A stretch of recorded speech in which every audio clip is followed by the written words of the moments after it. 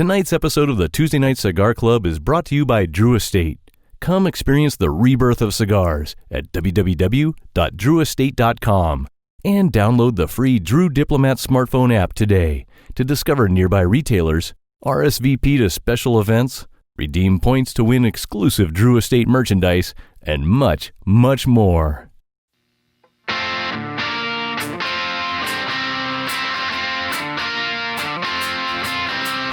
This might be a big mistake, but I'm having too much fun to wait. Flag her down when she comes back by. That one's yours and this one's mine. Bring another round. Bring another round. Bring another round. Bring another round. Bring another round. Bring another round. Bring another round. Bring another round. Bring another round. Bring another round.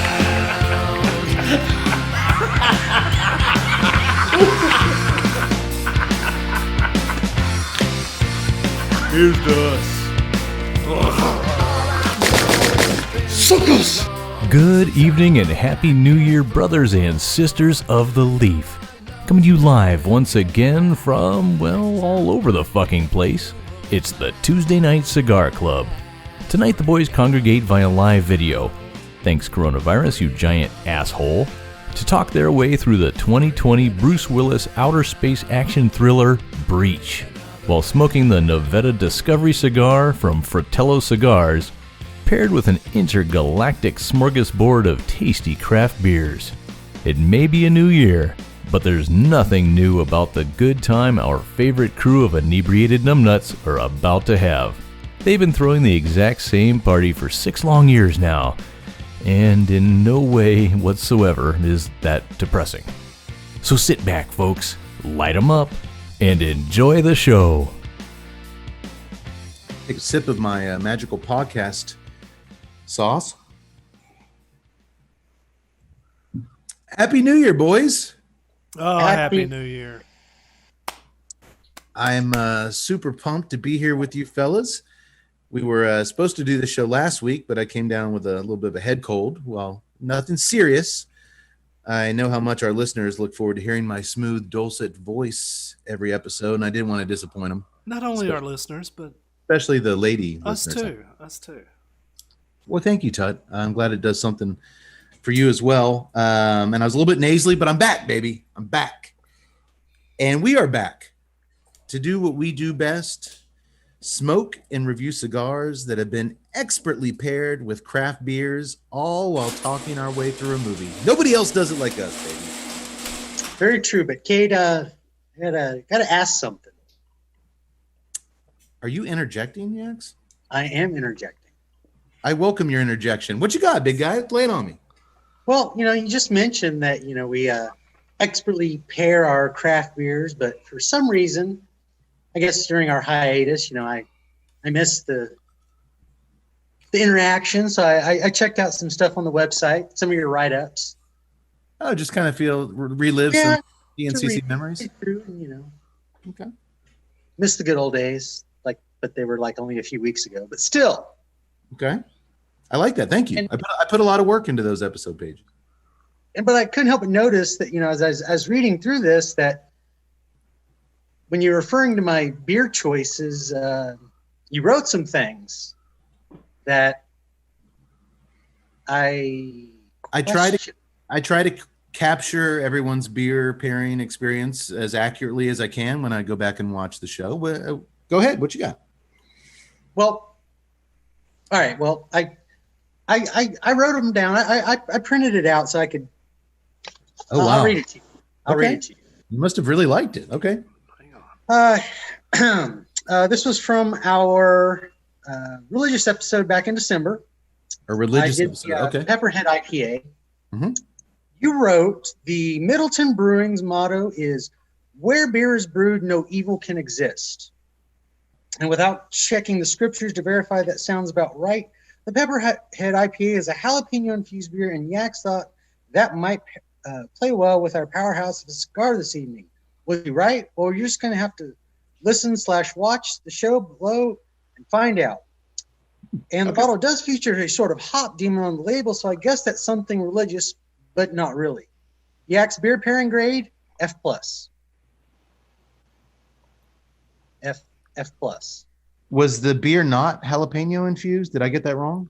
Did I type that in? No, it was. I thoroughly enjoyed that, but I kept reading, and on the other episode page for another show that we did last year, I did the Blood and Honey, and you wrote the Blood and Honey by Revolver Brewing. Yaks tried to pair this beer into something, but he's full of shit, so no.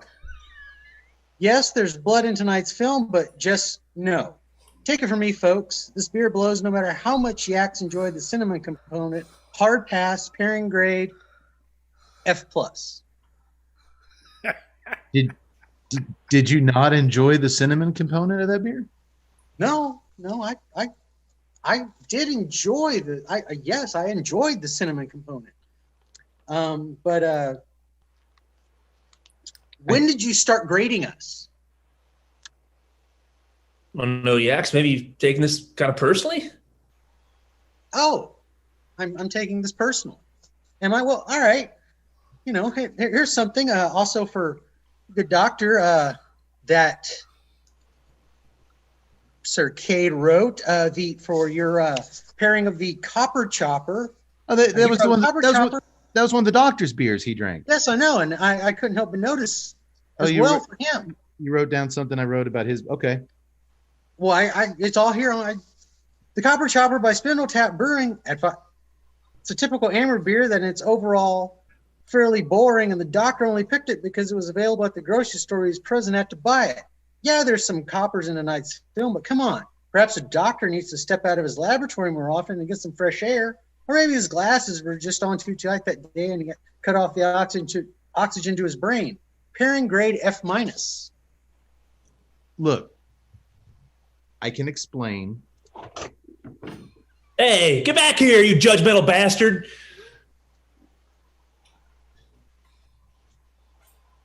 Yeah, we're still here. Look, What do you say? Perhaps my glasses were on too tight? I didn't think you fellas would ever actually read these things. You never mention them. You never say like, "Hey, Cade, good job on that episode write-up. It's 1,300 words, and you really captured the essence of the show." My bad. Luckily, you guys are all like hundreds of miles away from me right now, so I could be a little looser. I'm literally like 5 miles away from you. I can be there. How about we all just agree that Yak Boy made a big mistake going to our website and reading stuff. Once the show's done, you guys' job is done. You don't need to go back there and revisit old. That's why digging I up. stopped reading it years ago. What do you say, Yaks? You made a mistake reading those, along with anybody else who actually tries to read them? Oh. Oh, I'm sorry. Did I get a minus for that? Just gonna write that in my notes, doctor style. You're not the only one taking notes, pal. I have voluminous. Hey, it's a new year, new Cade. New year, new Cade. And I've developed a new grading system for the beer pairings. I think you'll all be very, very happy with, depending on what you guys pick tonight. Welcome everybody to the Tuesday Night Cigar Club, episode 131 or 130. I'm sorry, 130. It's a new year, and magically, all of 2020's problems are all over now, just like that. Disappeared. Boom. Done. Everything's fine now. So. Everything's okay. It's crazy. 2021 said, "Get the hell out of here." I almost said episode 131. This should be episode 131. We actually did a Christmas episode that was really hilarious. I mean, I can't remember last time after the show I turned to you guys. I'm like, boys, that felt good. Man, that felt really good. Best show ever coming out of the block. We reviewed this one of the Silent Night, Deadly Night films in the spirit of Christmas. We all dressed up in Christmas clothes. It was just a festive. I had an epic cat sweater. It was awesome. Absolutely phenomenal. It was great. But in the spirit of Silent Night, the episode ended up being silent. We lost our audio. And thank you, 2020. I'm blaming it on 2020. It was not production's fault. It was 2020's fault. Unavoidable. It was a little too silent for a audio podcast. Oh, it was silent. All right. I thought about releasing it to YouTube, just us talking to no sound, and just play the Benny Hill music over and over again. I would actually just go back in and like do audio just that's totally not the podcast. I would just totally lip synced and lip dubbed. Well, it was a fun show, and now this 2021, our Christmas episode, I don't have to do any work. We can just do that one again. And I'm very lazy, so that makes me happy. Hey, it's like a show with a bow. Well, happy New Year. I'm really glad to see you guys. Everybody doing okay? Oh, doing good. Everybody looks okay. Yeah. On these tiny little screens. If you're listening to us, you should really kick it over to YouTube. We had a great year on YouTube. We got our YouTube numbers, and holy Nikes. Just a ton of new subscribers, new viewers. They were just our numbers were through the charts. So thank you very much. And well, what do we do? I'm not going to turn to Yak Boy like I usually did, Judas. So I'm going to tell you all what I do. What we do every show, we pair a fine, hopefully premium cigar with an entertaining, hopefully movie, and we just smash them together and pour craft beer all over them with a craft beer that hopefully also pairs thematically and spiritually with the other elements in the show. And it just becomes a beautiful thing after 2.5, 3 hours. And we just, nobody else does what we do, and we love doing it for you. So let's get right to it, shall we? Just cut my boy right out of there, huh? He can do it next week if he behaves.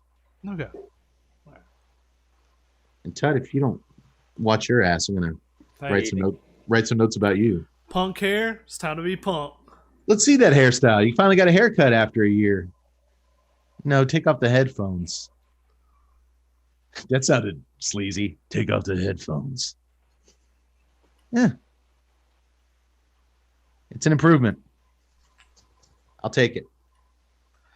If you're listening, go over to YouTube. You can see Tut's hair. I get both the clean shaven side and then the fun side. You're like a McBLT. It's my ode to Cyberpunk 2077. The cold side's cold, the hot side's hot. Well, it's warm. It's warm. I was a fan of the flowing locks, but a man's got to do what he's got to do. Man, hey, I loved it. That's why I kept all the top, because I do like it, and eventually I'm going to throw it back into a samurai ponytail back there. But I couldn't stand the sides, man. The sides were sticking straight out. They were almost as wide as my shoulders. I was like, I can't do this anymore. Samurai ponytail, eh? Dude, I would wake up and I felt like a Muppet every morning. Yeah. Imagine it had to be some kind of driving hazard too. Like, could you see like what was going on your? It's like built-in blind spots.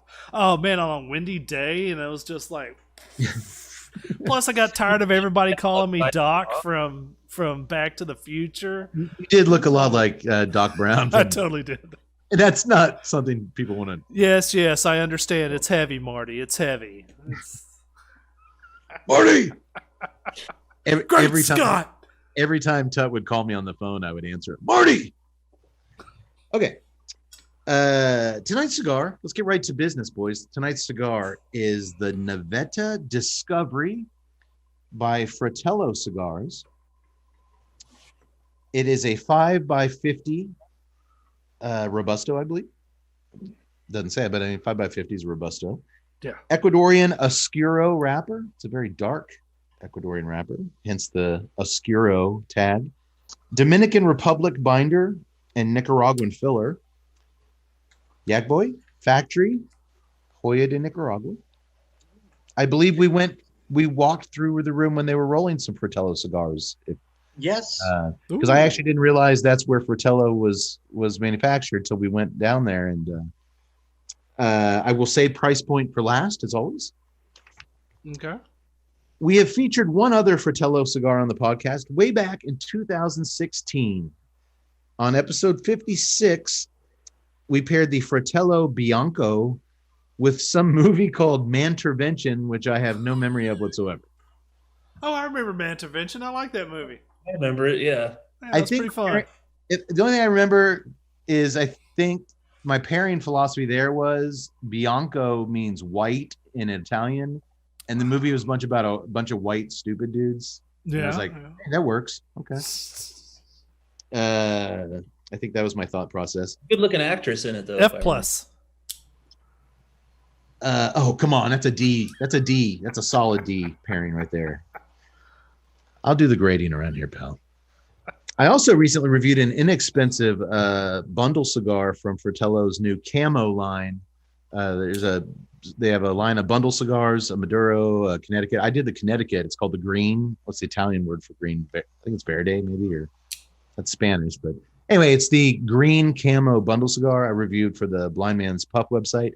It was I sent you guys a link. Yeah. It was one of the best budget cigars I've had in a really long time. Lots of flavors that you usually don't get in an inexpensive cigar. I highly recommend that one. Yeah, I'm looking forward to trying that. So anywho, tonight we're going to be reviewing the Fratello Navetta Discovery. Navetta is the Italian word for shuttle. And it makes sense that it's used here in that Fratello's founder, Omar de Frias, previously worked at NASA for 12 years before dedicating himself full-time to the premium cigar world. So this cigar, oh, look who wore his NASA t-shirt. You sly fox. That's right. In a press release, Omar had this to say: blending Fratello Navetta was special as I wanted to translate the ultimate celebration our men and women of the space program felt after a successful mission. After being part of over 21 missions, nothing beats the feeling of getting our astronauts home safe to their families. Colleagues of mine would get together and smoke a very special cigar to commemorate the occasion, and this very special blend carries the ultimate feeling of innovation, duty, honor, and success. So he made this one for in the spirit of his NASA friends. Hey, wait a minute. Our movie tonight, they go up in space. Indeed they do. Pairing grade A+. B minus. The Navetta line comes in 4 sizes, all named after NASA shuttles. The Navetta Endeavor, the Enterprise, the Atlantis, and of course tonight we're smoking the Discovery. Cool concept. I like it. Yeah. I like different stuff in cigars. Everything's named after somebody's grandpa or something. I like this. So, folks at home, will we need to make space in our humidors for this cigar? Oh, Jesus Christ. I guess we're just going to have to light up to find out. I can tell we're in for a journey full of discovery. I really think we are, Todd, because the interviews I've seen with Omar de Frias, the founder, he's really shooting for the stars. I'm out. No, doctor, come back. He's speaking of cigars. 2021, embrace the pun, doctor. Boy, this has a really nice chocolatey sweetness on the cold draw, doesn't it? Yeah. And it's got a little sweetness when the smell in the foot too. The body's got a little cocoa to it too. It's a pretty little cigar. Speaking of cigars, as you boys light up, do y'all know who makes some really good ones? Who's that? That's right, Yex. Our good friends over at Drew Estate. And one of the most unique offerings in their vast portfolio is the Herrera Esteli Miami, crafted by Level 9 Cuban rollers at the famed El Titan de Bronze in Caliocho. The Herrera Esteli Miami line is expertly rolled with a lavish Ecuadorian Habano Oscuro wrapper over a rich Ecuadorian Sumatran binder with select fillers from the Dominican Republic and Nicaragua. The new look of Herrera Esteli Miami features a rich black and gold packaging and is available in 5 sizes. This delicious cigar is now available at Drew Diplomat retailers everywhere, so go get you some. It's a good cigar. It might be my favorite Herrera Esteli cigar. I'm a big Norteño guy, but this one's right up there. I haven't smoked as many of these as the Norteño, but I really like this one. You guys are just glad I'm not still talking about the Pappy Van Winkle. To be honest, I completely toned the commercial out because I thought you were going to be doing the Pappy Van Winkle. We hyped up Pappy Van Winkle for quite some time, but it's a new year and we're talking about new things here, folks. But still go out and get you some Pappy Van Winkles. It's still a very unique, phenomenal cigar. Go back and talk about the barrel fermentation just for nostalgic purposes. The barrel fermentation is no. If I don't hear Wolfman Jack, I'm not going to know when to pay back attention. I'm not going to be able to snap back too. They do use railroad jacks in the making of the Pappy Van Winkle. Look, I'm thrilled that we're talking about the Herrera Esteli Miami. You guys are just going to have to let Pappy.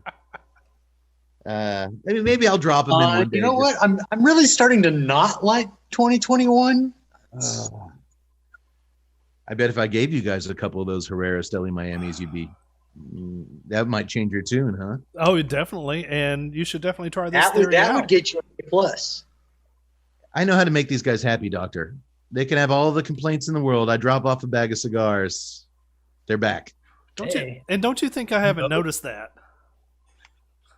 Whenever Tut starts getting a little testy, I'm like, "Hey, why don't I give you a couple cigars?" All right. All right. First of all, not cheap cigars, but I can be had. Hey, man. Hey, I always take care of my boys. Oh man, the aroma from those things is nice. It is. It's very clean smoke. Tut, what are you getting off the first impression? I had just a smidge of pepper on that retro. I've got some sweetness coming into it, but it's like a woodsy type deal. I got a nice little bit of woodsiness there. Pepper on the draw, a little woodsy or pepper on the nose, woodsy on the draw. Yeah, but I was actually surprised that the sweetness kind of hung through from that cold draw, because usually, you get your little sweetness on the cold draw, and then the cigar goes, ooh, pepper blast, and that sweetness can't compete. But no, that sweetness is still kind of hanging around. What about you, Yax?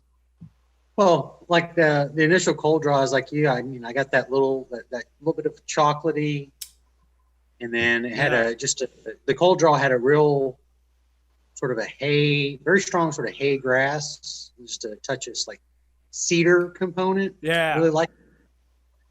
But light up. Got to agree with Tut. There was just that little bit of pepper.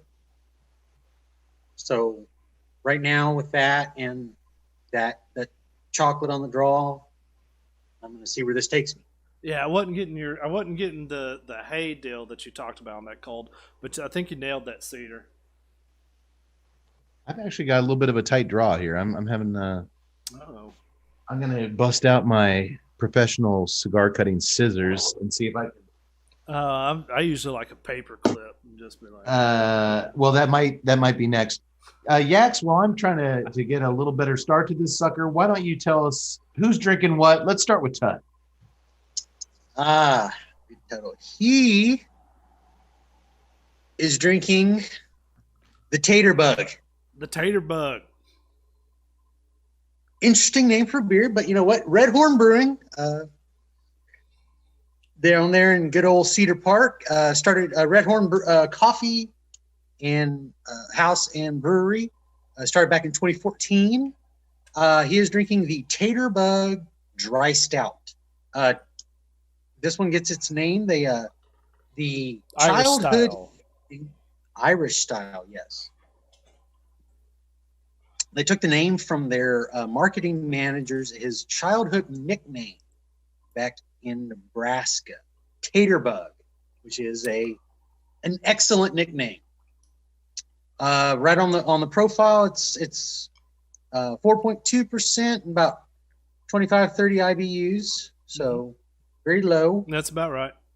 And of course, with this, they besides taking the name, they decided. Besides making a normal stout, they went ahead and added potato starch. I'm not exactly sure what that does to the beer, to be honest. Well, the yeast interaction with that starch is what they take it for being a dry stout.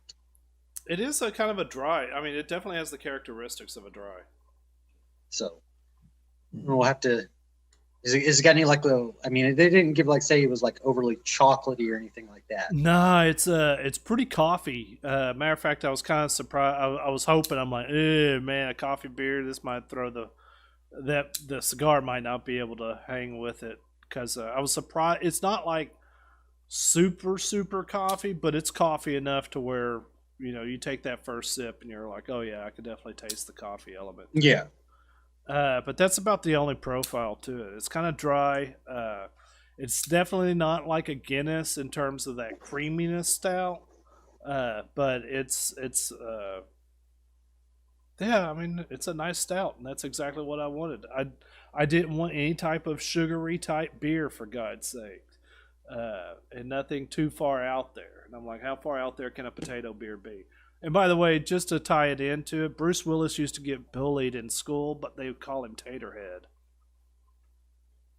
Say again? Bruce Willis used to get bullied in school. He told People magazine they used to call him Taterhead. Taterhead. Normally I would call bullshit, but I do know he was bullied as a young man. He had a horrible stutter. And like a lot of performers, his stutter only would disappear when he would perform, whether singing or on stage. And that a lot of entertainers kind of overcome their stutters. So I'm gonna give you a pass for now. Plus, you like threw in that People magazine thing to make it sound really good. Well, I did a quick Google on it. I was like, fuck it. I knew I was going to get this beer anyway. I was like, I'm just going to try it. So quick Google. Bruce Willis Tater. People magazine, 2011. Well played, sir. Well played. Okay. So it's basically some chocolate flavors, a little bit dry. Yeah. And not chocolate, but coffee. Just straight up coffee. And that should go that should be copacetic with the I think cigar. so right now. Right now it's going really well. Okay. Yak Boy, what's our good, fine doctor drinking this evening? Good Fine Doctor is having the Einstock Arctic Pale Ale. Yelp! Vikings. Yelp! But which we all know Vikings don't have horns on their helmets. That's right. Keith A. Howe told us so. They don't. Our famous voiceover announcer who's also somewhat of an expert on such things. But it looks cool. It does. It really does. The Einstock started back in 2011, and we have featured that beer on the podcast back in episode 99. We did. Our Ice Pirates episode where Keith A. Howe joined us in the house, and we really liked it. We found it very low bitterness, but a nice citrusness, and I think we attributed it to those Icelandic ocean waters that they use. Yeah, pretty crisp, clean. Nice. Well, and of course they can of course use the term Arctic and be serious about it. They are 60 miles south of the Arctic Circle. A little chilly up there. But that's technically not Arctic. A little bit chilly. Doctor, do you like it? Yeah, so far, like you said, not really bitter. I wasn't present at the episode 99 show. But yeah, nothing. There's a unique taste to it, but nothing real crazy. I wouldn't have put my finger on the word citrus. I think I just taste that glacier water, even though I really wouldn't know how to separate that from tap water. But yeah, it's a nice beer. Well, it's 5.6% ABV, and the IBUs are very low, but they did that on purpose. Hops they used in it, American Cascade, which would really give it a kick. But then they used Hallertau and Bavarian Northern to bring that bitterness back down. So it's more, like I said, as opposed to being like a IPA, it is just a normal pale ale. I remember liking it quite a bit. Real quick, guys, a brief update. I couldn't find the thing I usually try to work tight draws in because I was just not getting a good enough draw to smoke this thing. So I took my nub tool. You can see it's got these little prongs here, and I kind of gave it some more than that. The paperclip trick. That didn't do it. So then I jammed a screwdriver. Not jammed. I sensitively took a screwdriver. Dude, it's smoking like a champ now. I'm good. How many points does that knock off when it's like screwdriver through the middle? It will cost it a few points, unfortunately. I'm glad you guys did not have the same issue. This is fine. This is fine. You guys are right, though. Now that I'm smoking this thing, the aroma is really getting to me. It's got a really nice aroma. I'm getting a not overpowering pepper, that kind of black pepper on the nose. And then I'm getting some cedar and a really rich earthiness on the draw. And there's something else on that draw, but I'll figure that out when the time comes. Does that sound about right? Yeah. Yes. Okay. What am I drinking, Yax? You are having space dust. Oh yeah. Just dust from space. Oh no, it's beer. Elysian Brewing out of Seattle, Washington, founded back in the glorious year of 1995. Oh, that's a good year. It was a good year. The Space Dust IPA, a little bit of a powerhouse, 8.2%. But I am, and I always say this about Space Dust. It's really good, and I always question because it seemed they only give it 60 IBUs, and it always seems like it's. I think that's about right, honestly. It's got a really nice malt presence. Mm-hmm. It does have a nice bitterness. Yeah, I'm with you. Maybe closer to 70 is probably if I had to guess. But it's a very well put together beer. I'm revisiting this one. We're doing a space movie, and I hadn't had the Space Dust in some time. We featured this way back on episode 75 when we did Beach Babes from Beyond, which is by far our most popular episode. It's approaching over 500,000 YouTube views, and surprisingly, that's how a lot of people find us. That people go crazy over that. And I was like, well, maybe I can recreate some of that magic tonight. Maybe Breach will be our new Beach Babes from Beyond. Yeah, instead of a movie about beautiful, buxom babes, it's Bruce Willis. We got Potato Head. Oh, Tater Head. But am I wrong, Yax, that didn't they sell out to one of the big guys? The brewer? Yeah. Oh, did they? Yeah, I think we gave it some shit for that, which, we'd take that check in a heartbeat. But oh, yeah, we would. Sell out every beer in my store. You can find this anywhere. It's Target. It's always at the end cap of the beer aisle at Target. A lot of these brewers, if they want to get their beer in national distribution, it's the quickest way. And luckily, with at least Space Dust, I hate to say it, but when they sell out, big guy that buys them, they buy the name, not the recipe, so to speak. Yeah. Right. You change it up, but at least with this one, Space Dust has remained pretty damn close to what I remember. Hey man, I'm not gonna shit on it because the big guys are getting the dollars from it now. It's a good beer. I liked it then. Yeah. I went back and looked at our episode notes on the website that you guys like so much. And we actually said at that point in time, episode 75, it was our second favorite IPA we had done after the Goodnight from Oscar. Yeah. Oh, yeah. It was a good beer. It's a good beer. We really like this one. Okay. Well, space movie, Space Dust. Yak Boy, what you got? Oh, Doctor, was there a pairing philosophy with the Icelandic beer in tonight's film? I hear it's cold in outer space. There you go. Dynamite. Done. That's that STEM education right there. He is a man of science.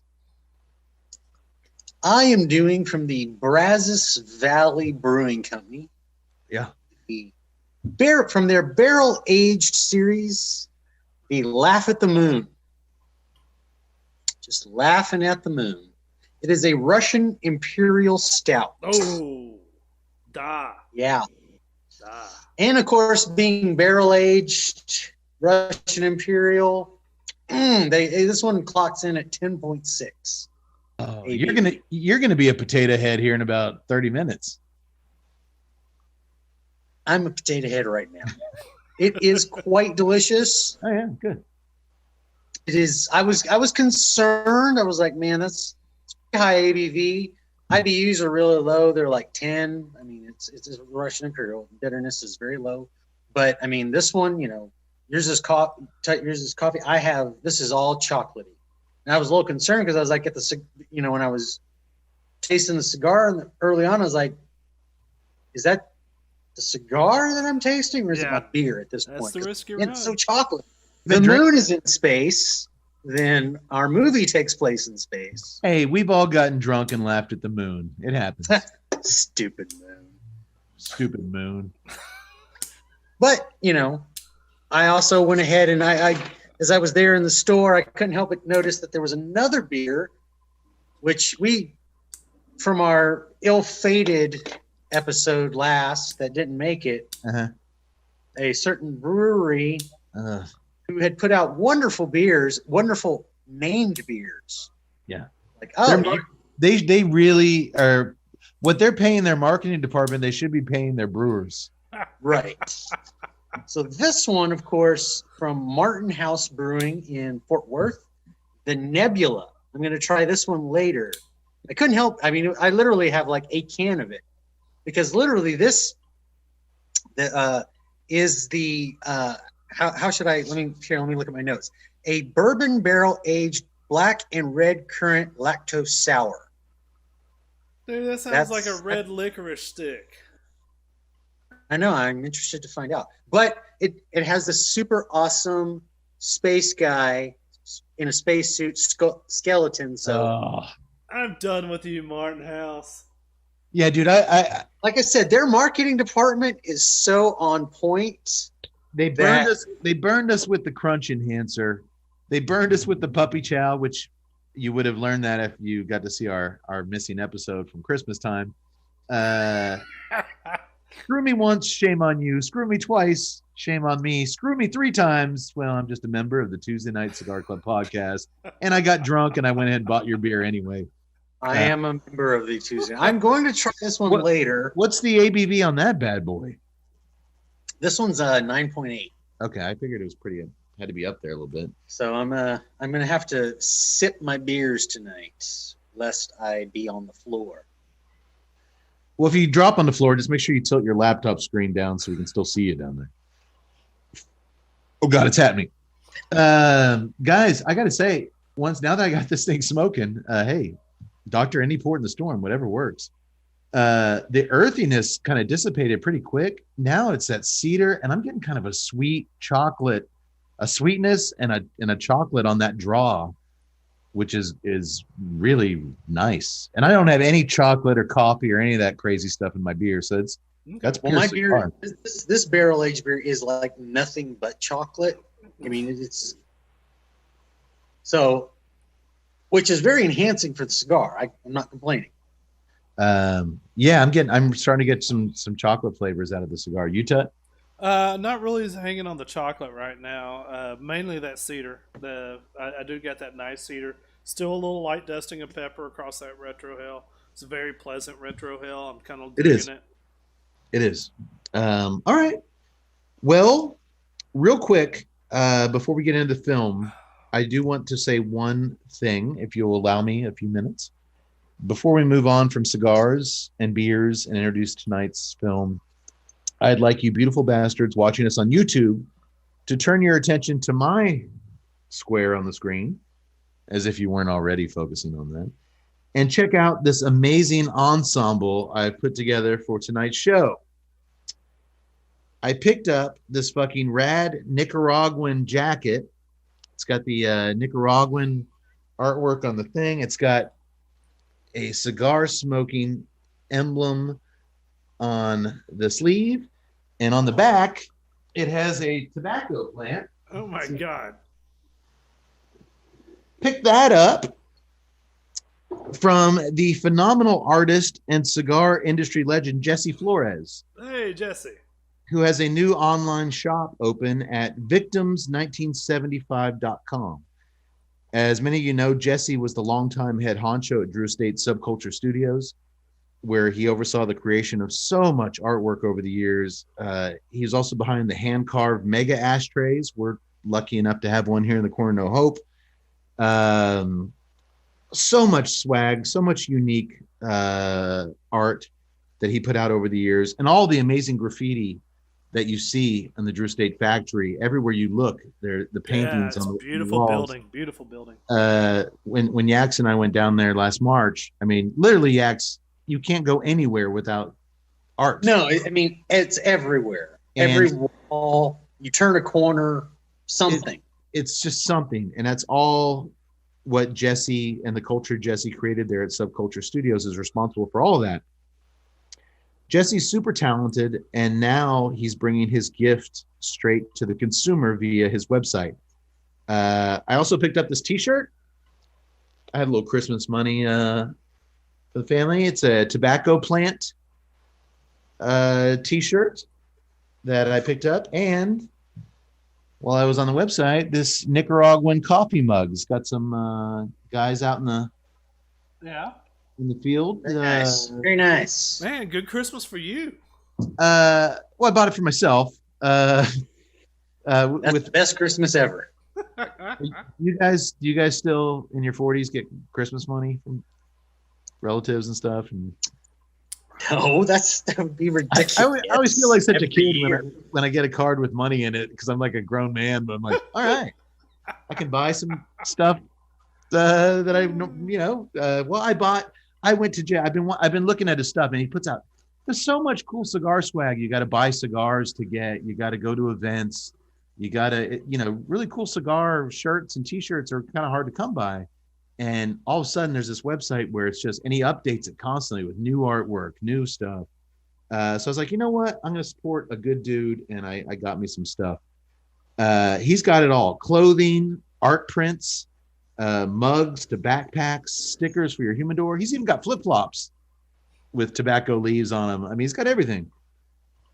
I want to be clear here. I am not getting paid one bit for this shout out. I bought all this stuff with my own money, no discounts.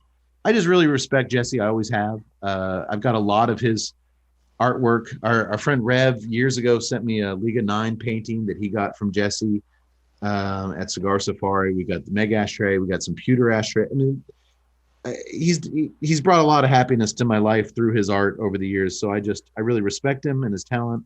And I wanted to share with our listeners and viewers that you could get your hands on some really cool stuff now fairly easily. All you got to go to www.victims1975 and check it out. Or don't check it out. You're adults. You can do whatever you want. I'm not your boss. But still, a lot of cool stuff. If you're a cigar smoker and you want to represent, I really like this little track jacket I got. It's cozy. Yeah. It's pretty. Does he make a matching set of track pants? There, as of last time I looked, there was not matching track pants. No, I'm actually not wearing pants tonight. I'm out. But Jesse, give me some track pants to go along with that track jacket. The minute he gets some track pants in stock, I'll buy them. Well, if it's Christmas time and I get some more Christmas money from my grandma. Moving on. We got a film to talk about, boys. Let's get into it. I know you're dying to talk about this fucking movie. Let's do it. Let's do it.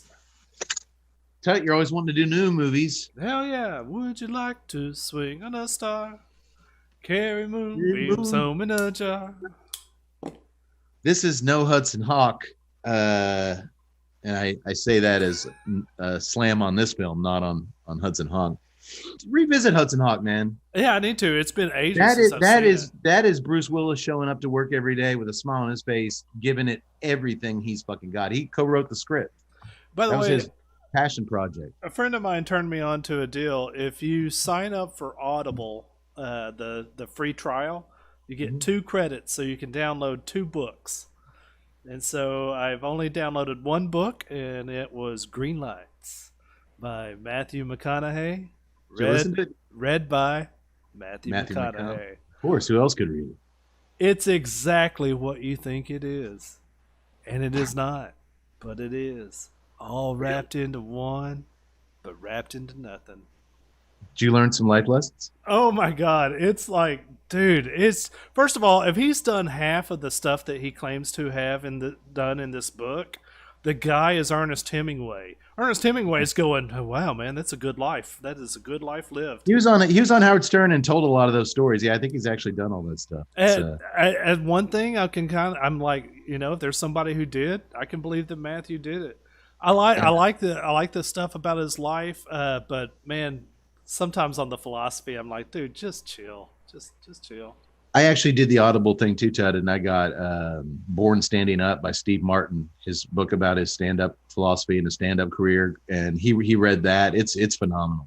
Okay, that might be my second credit then. Yeah, that's a really good listen too. Anywho, we're not here to talk about good stuff. We're here to talk about the film Breach, 2020's Breach. Bring on that good stuff, baby. Written by Edward Drake and Corey Large, who also co-wrote the upcoming 2021 Bruce Willis action films Cosmic Sin, Apex, and American Siege. Ooh, these boys acting. Dude, he's acting and they're writing.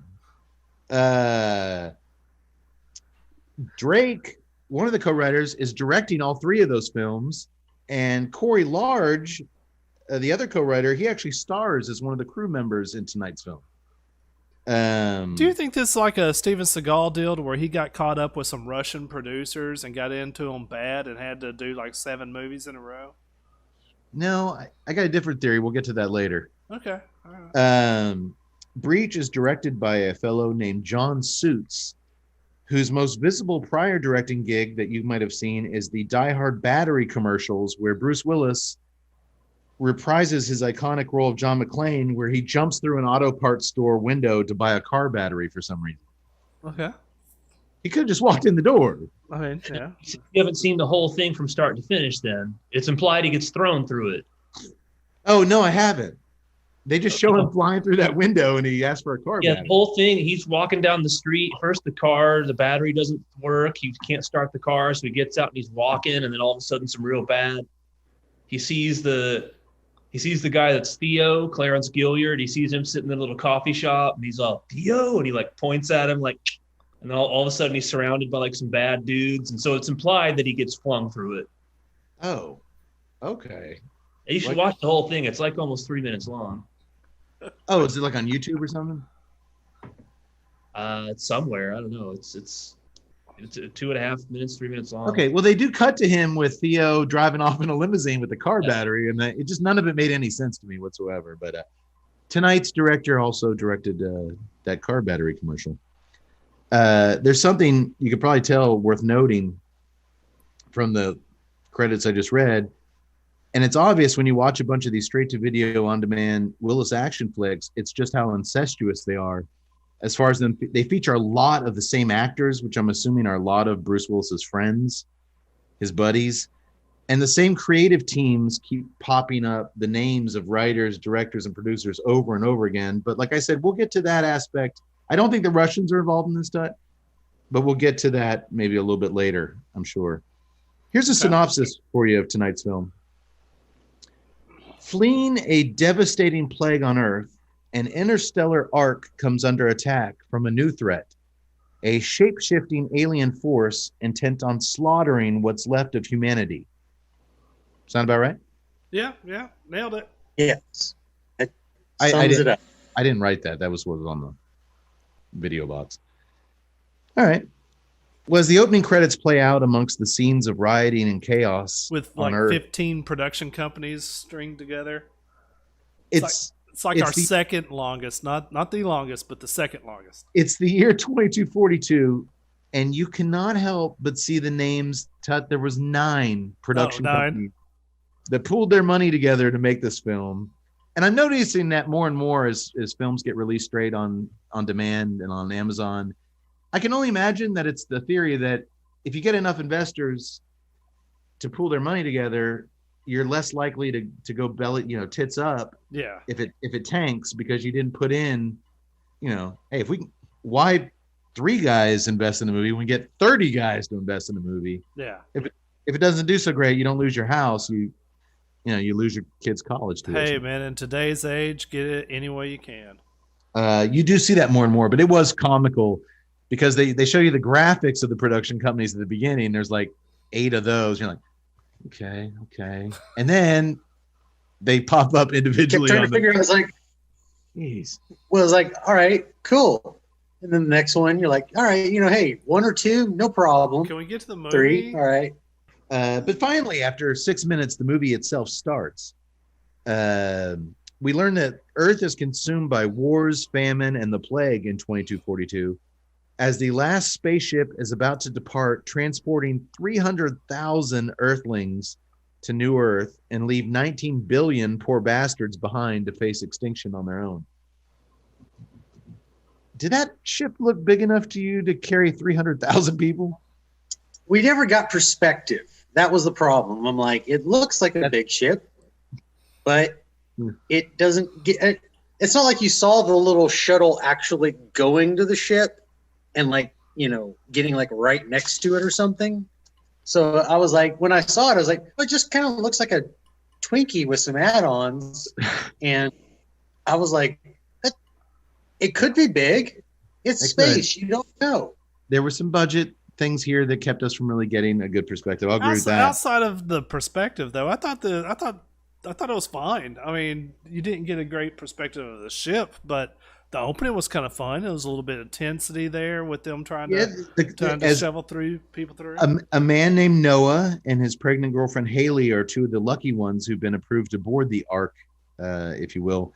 They have paperwork certifying that they're plague-free, so they can get on board. And they barely make it on board as protesters at the launch site are getting more and more intense and hostile by the minute. As the unruly mob breaks down the security fences and starts to go ballistic, the enormous spacecraft launches. But of course, we don't get to see that thing launch because they didn't have the money to show it. So boom, it's up in space. There you go. Let's get right to the action. It's just up there suddenly.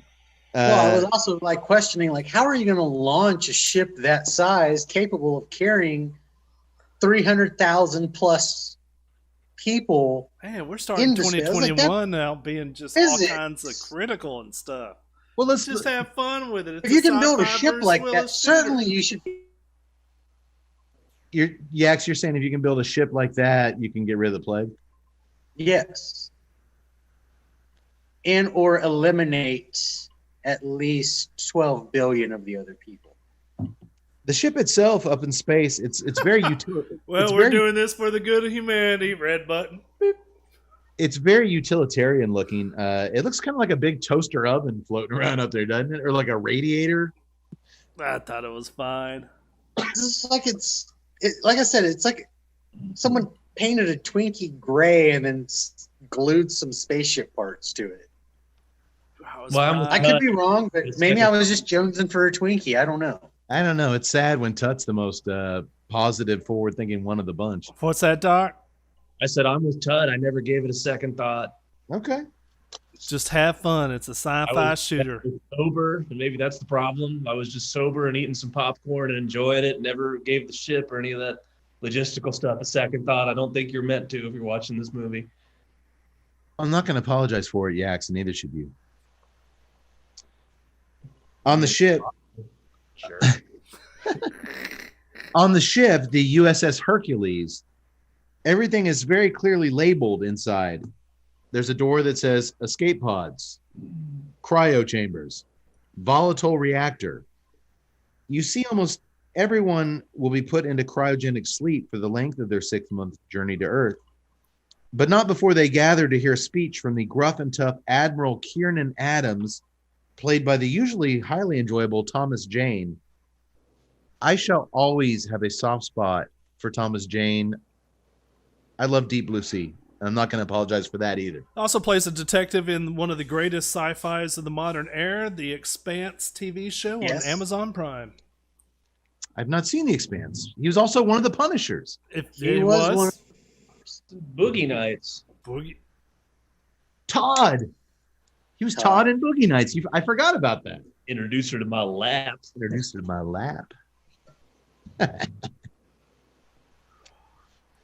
Doctor, I'm so glad you said that. It's been so long, and I've seen that movie a million times, but whenever I think of Thomas Jane, I just go back to Deep Blue Sea, and I'm like, that poor bastard had to wear that wetsuit for 6 months. That thing had to become glued to his body at a certain point. He's fine. Why it appears in Breach as if he might liquefy at any moment. Mm-hmm. He looked kind of liquid. I don't know. That's what I thought. He looked different. Again, I was sober. Weird things happen. That's weird. I just thought it was Thomas Jane. I was like, dude, I like this dude. I didn't like his he's very shiny. His over the top, very generalized, general affection that he was doing. Ladies and gentlemen, we're going to get into the sale. He's wearing black leather pants with some black shoulder pads, dark aviator glasses for some reason, even though he's inside a dark spaceship. And he's chomping on a giant cigar-shaped vape pen. And he tells his passengers, when you wake up from your long dream, your new lives will begin. Haley walks up to her dad, Admiral Adams, and introduces Noah. Oh, you're the son of a bitch. You knocked her up. She's like, no, Dad. No. He saved us. He's the one that got us safely on board. She totally doesn't want her daddy to know that Noah's the father of her baby, because he'll do what he does to all stowaways and kick him out the door into space like he does all the other stowaways. And just like that, Haley is put to sleep in a cryo chamber, and Noah reports for his work duties as a janitor on the ship. I did like her little practical joke in the cryo chamber when they start the cryo chamber popping. She was like, yeah, she freaks out like she can't breathe, and that was good. That was good. I was just you never see that. Every time that I've experienced cryo stuff, like in games or whatever, it's all this serious, somber thing, and then I was like, dude, there's got to be some assholes doing that. I like that. Good call, guys. All right, I'll give you that. That was actually a nice little scene, and it showed a little humor between the couple. I'll give you that. Speaking of revelations with the couple, and real quick with the cigar, I am getting a glorious mineral note now on the retrohale that is completely overshadowing the pepper. It is a really crisp, there's a mineral note there. There's some pencil shaving kind of sensation there all through the nose. And the cedar has overtaken that mild chocolate. And for me, the earthiness is all but gone. I'm getting nothing but a tad of sweetness on the draw with the cedar, and that mineral is just awesome on the draw. You guys getting that? Yes.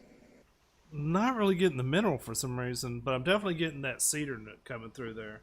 You think the metallic mineral I'm getting is from that metal screwdriver I shoved up into this thing? It could be. Just iron shavings broke off left and right. The chocolate, of course, for me, my beer is just like you're killing chocolatey. You're killing that cigar. I'm still getting that, but the mineral component is my second flavor. It's really, I love a good mineral, and that is the retrohale right a little before the midway point it's hitting nice. That hay cedar, I'm getting none of that right now, but I don't know if that's simply because my beer is overshadowing everything. No, I never picked up on that one. Okay. Well, right before the ship makes the hyperleap to quantum jump, once most of the passengers are nice and asleep, we see a hooded figure insert something into a terminal and tap some keys, and then a little digital readout says processing, and that's it. And then it starts like we go into this thing and we see it bubbling a little bit, and that's it. More on that later. It was very dark and vague, and we didn't really get to see anything. But it's a very important part of the story. The only folks who will be awake for the journey are essential workers like Noah, some security officers, a few doctors, and a flask-chugging Bruce fucking Willis, who plays a guy named Clay. And after watching this fucking thing 3 times, I'm still not sure what his job I think he's a custodial supervisor of some sort. Yeah. He's been there the whole time. He knows. He goes on all these things. I think he's like some kind of janitorial manager of some sort. Yeah, I think he's like he might actually be part of the military arm, but I think he's just put in charge of like all the janitor stuff or to watch it's over. One of those things where it's like, you get the feeling like if this was an actual like sailing vessel, he's the old salt. He's been there the whole time. He's seen everything. And most importantly, he's Noah's boss, which when you're the only custodian on board, there's like do we really need a manager for one dude? Give it to Clay. So Bruce Willis is in charge of managing this one janitorial employee. I was waiting for Noah to be like, "What do you do? This flask ain't gonna drink itself." Well, that would have been a good line.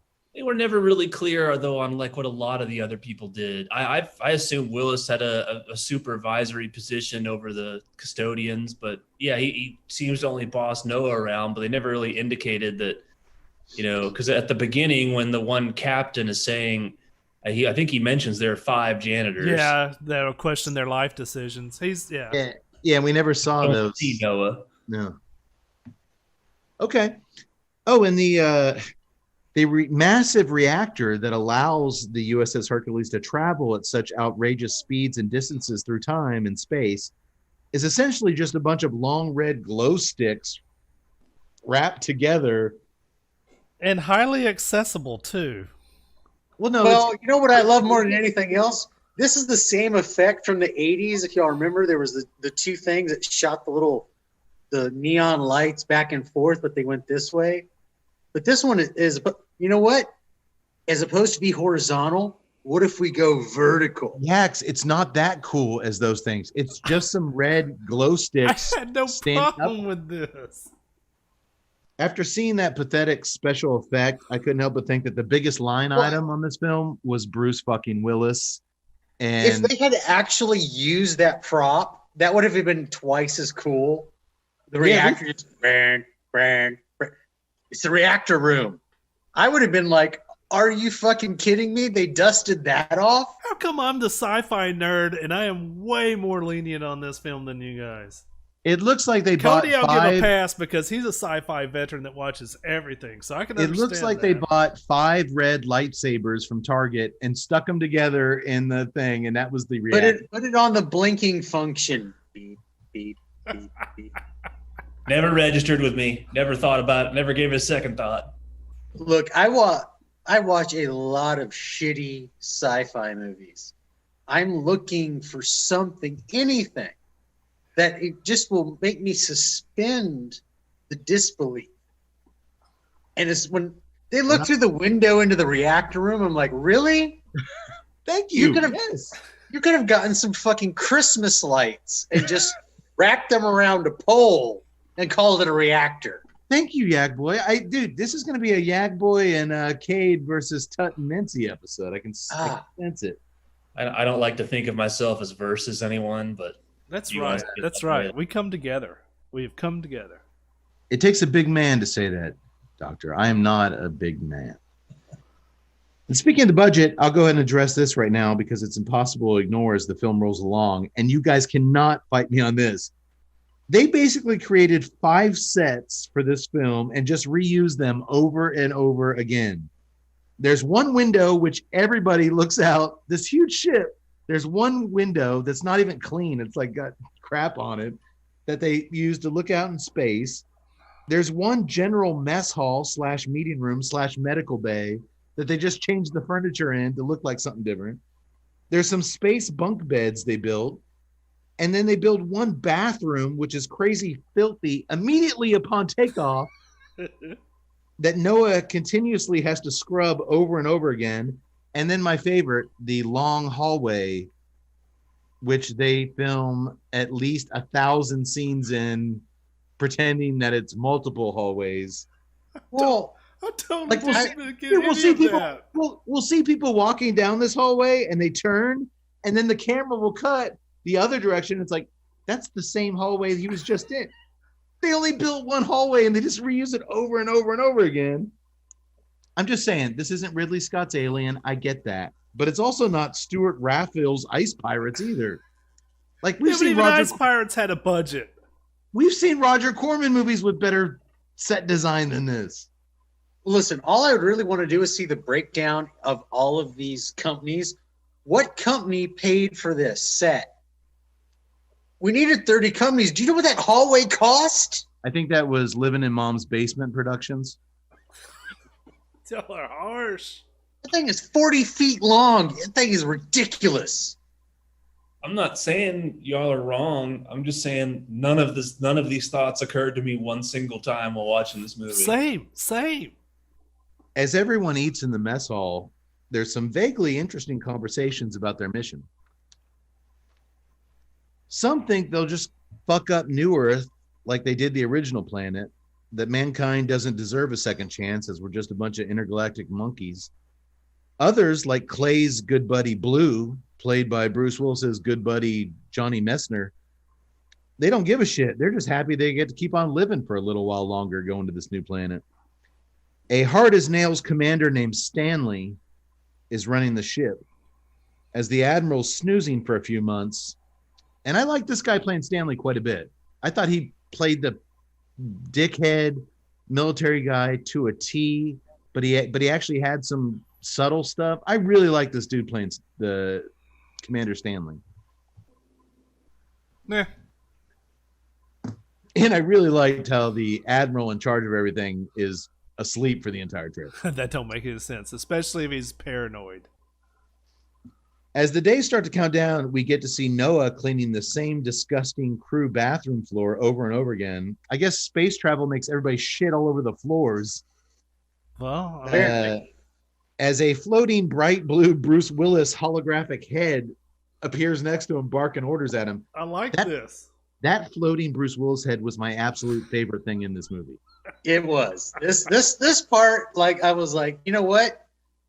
Hologram Bruce Willis, I can live with this. I was about to say, if y'all were about to shit on hologram Bruce Willis, no, little potato head Bruce Willis just popping up out of nowhere and barking orders.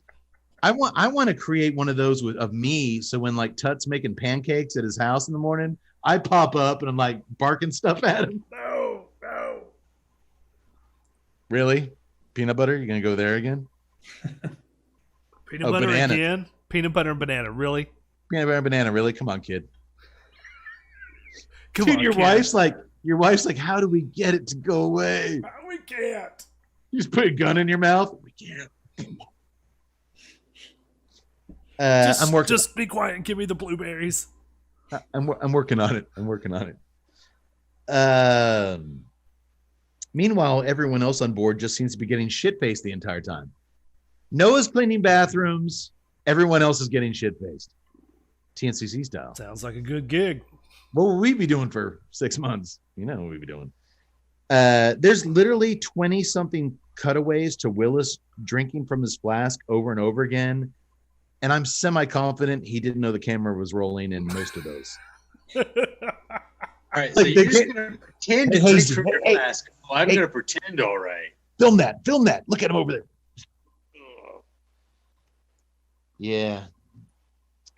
He may have known the camera was rolling. He definitely didn't fill his flask with prop water. Let's just say that. Guys, as I get another beer, how is y'all's beer? Yaks, we know your chocolate beer is really heavily influencing your cigar experience. Tut, what about you? Man, straightforward, dry stout. I'm digging it. It's not fruit flavored. It's not, sugary sweet syrup. It's not crunch enhancer, smack dabalicious. It is just straight up dry stout.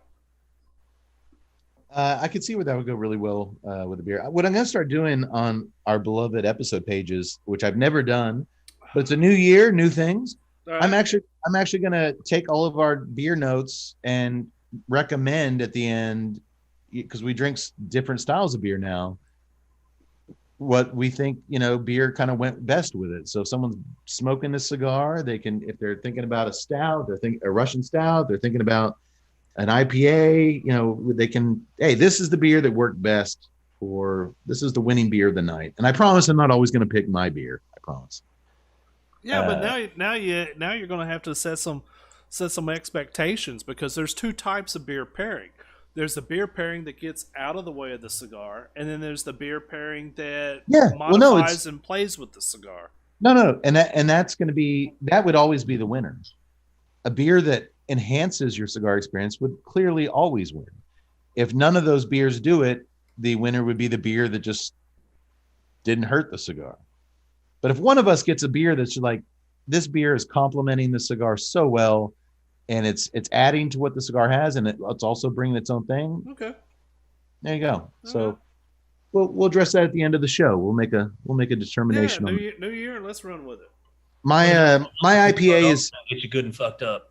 Yeah, my IPA is actually staying way out of the way of the cigar, but the extra maltiness is playing really well with the chocolate, and I'm glad I'm kind of went away from the stout thing because I'm really getting the chocolate and the sweetness from the cigar itself. I think that's probably going to edge out my dry stout, because my dry stout's more of a separate taste. It's not impacting the cigar at all, but it's completely different profile, and it's almost in a different lane from the cigar, which is good too. Mm-hmm. Okay. Well, before we know it, the journey is halfway over. Noah looks down at his sleeping girlfriend's face in her cryo chamber, and he smiles. We're going to make it, baby. We're going to make it. Am I the only one who thought the actor playing Noah, who gets top billing in this movie over Bruce Willis, Cody Kearsley, was a total plank in this? He had zero charisma, and there's nothing likable whatsoever about this guy. I disagree with the nothing likable whatsoever, but he was very stiff. He has no screen presence. No screen presence whatsoever. I guess he's on that Riverdale show. That's what his claim to fame is. Which one was he? Which is he's in Riverdale? He's a regular. He's been on there a couple seasons. It's not Archie, is it? No. Okay. It was one of those other, not Jughead, but another weird name guy. Okay. I'll agree with you. He was bland. He didn't give anything. Yeah. There is a very funny scene, though, when Noah threatens to report some of the guys, including Clay, Bruce Willis, to Commander Stanley. He sees them stealing jet fuel, like really sneakily, in an attempt to, he reports them. He thinks they're attempting to blow up the ship by making a bomb with this jet fuel. And it turns out they're just making moonshine. But it's a very tense scene where they grab him, and even the chick doctors come in there and like he knows too much, and they put some in a glass and make him drink it. And he's like, like, oh, you guys are just getting fucked up. He's like, yeah, it's moon. It's and that's where I'm like, dude, you need to really kind of think back on your acting deal, because you've just had straight from the barrel moonshine, and you didn't react to it whatsoever, other than like, oh, it's moonshine. And then, like 30 seconds later, he takes another sip, and he's like, "Boom!" Yeah, she pours half a glass down his mouth. He's fine. And it's not just moonshine; it's moonshine made with rocket fuel, and we'll learn later a incredibly powerful toilet cleaner. But more on that later. I thought it was a funny scene, though. It was very funny. I liked it. And so after that scene, Noah starts getting wasted with the rest of them. Why there not? You go. Bring it in. I love one drunk crew guy when they're all sitting around drinking. New Earth. They paid an ad agency to come up with that name. I could have come up with that shit. It's like the government paid someone to come up with a name for this planet. How about New Earth? Oh, right there. Focus group says yes. We find people like New Earth. Oh no, but that's actually typical. You would. No, like, no, it is. What should we call it? We just paid this company $20 million. What did they come up with? New Earth. Awesome. Yeah. Well, yeah, you just paid $20 million. Of course, you're gonna agree with that. No. It's so retro. It's like the old days when they had discovered America. There was New York. There was like all this stuff. The only other serious option we had was suggested by the Tuesday Night Cigar Club, and who wants to move to Uranus too? Oddly enough, that came in second in the hashtag trend. Tut, you own a marketing agency. What would you have called it?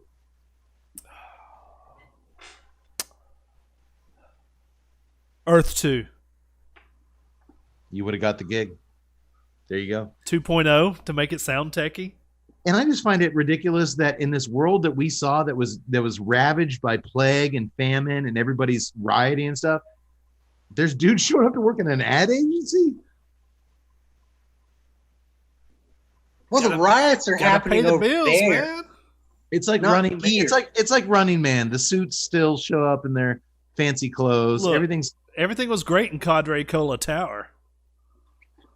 Yeah. All right. That actually does track. Back to those bathrooms. It turns out that the shit stains on the ground are so bad, seeing as how no one can aim their asses over the toilet in space, that Clay tells really say it was shit. I mean, I thought it was just dirty. They don't ever really point out that it's fecal matter. Well, what else are they doing in there except pissing and shitting? Well, I mean, we don't know how much dust accumulates in a modern day space freighter. It could be really rusty. I got the feeling these things made one trip. The USS Hercules isn't a shuttle going back and forth. This is a one-trip shot. Listen, We don't know that. you eat that much dehydrated ice cream, it just goes everywhere. Just MRE shit, CX? worse than that. All right. Remember Afghanistan? Trying to forget. All I mean, right. look at Bruce Willis. He's drinking his jet well, moonshine. Hey, floating bright blue holographic Bruce Willis head tells Noah, you got to use that highly corrosive cleaner called Moxicil in the cleaning room. This shit is so powerful that Noah drops it over. It burns straight through a steel table. It's like it is literally the xenomorph blood. It just eats through everything. Pretty much. He's like looking down through the hole as it burns outside the spaceship. You are supposed to just put 1 drop per gallon of water. But dude, this stuff is so strong. That's well, what my question is like he puts 2 drops per gallon. He puts his hand in the bucket. He's gonna have like just a skeleton hand. Yeah, no, he stops himself. He thinks about it like. Yaks, is Moxicil that strong as shit stuff? Is that what you guys use at O'Brien's Irish Pub the day after St. Paddy's Day to get those bathrooms back in order? I wish I could get some of this stuff if it can burn through ship plating. And the funny thing is, we saw it burn through a steel table. Willis is adding this shit to the jet fuel in the moonshine he's drinking constantly. I want to drink some of that shit. It adds notes of citrus. I thought about tonight for my pairing, just getting a pint glass and putting some lawnmower gasoline and, some Lysol in there and seeing what I could do. But according to Trump, I would be cured from COVID if I ever got it. I think he'd probably be dead within 30 minutes, but what do I know? See, our doctor tells the truth. You're a doctor. You know a lot of things. I'm not sure I know much of anything anymore. Well, as Noah goes about his... into the second third, right about the midpoint. Yeah. So I've got a bit more of that coffee flavor coming in, but that could be the beer. But there's a sweetness, like almost a little graham kicking through there, which I thought that's pretty nice. Second, third, hold up your cigar. You're about right where I am. You're getting a little graham on the draw. Mm-hmm. With the chocolate? I'm not really getting a lot of chocolate. There's still a little sweetness, but for some reason mine's manifesting as graham.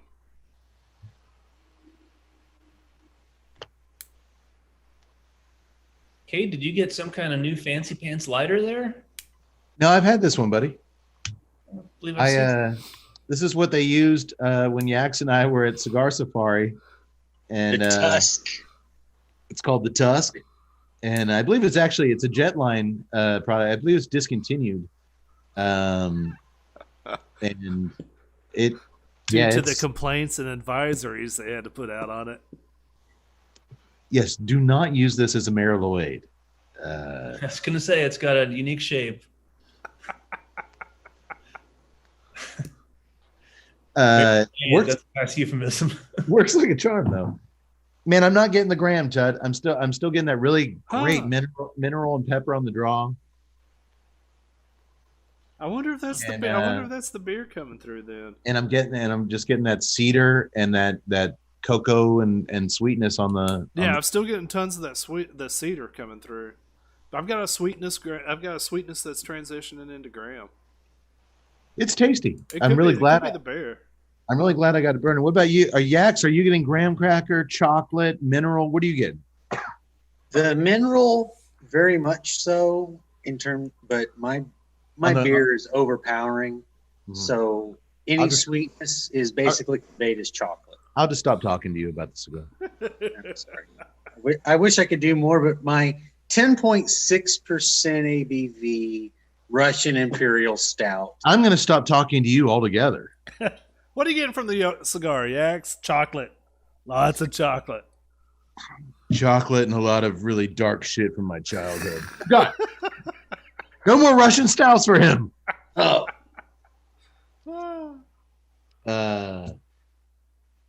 Where was I? I'm just going to pour this into a flask next time. So that way I can. Little matzo.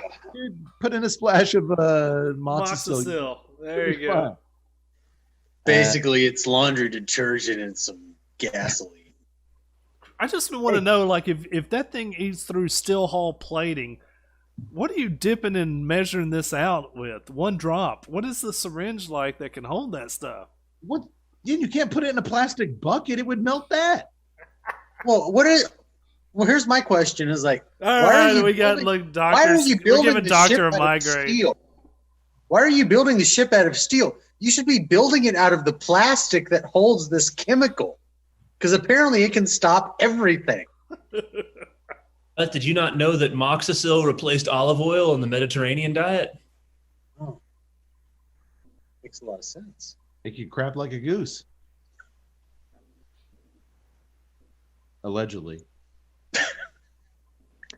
Well, as Noah goes about his custodial duties, he loathes the words enchilada night in the mess hall. Everyone else continues power drinking 24/7. No wonder they all have beer shits and are pissing all over the place. They're sloshed all the time.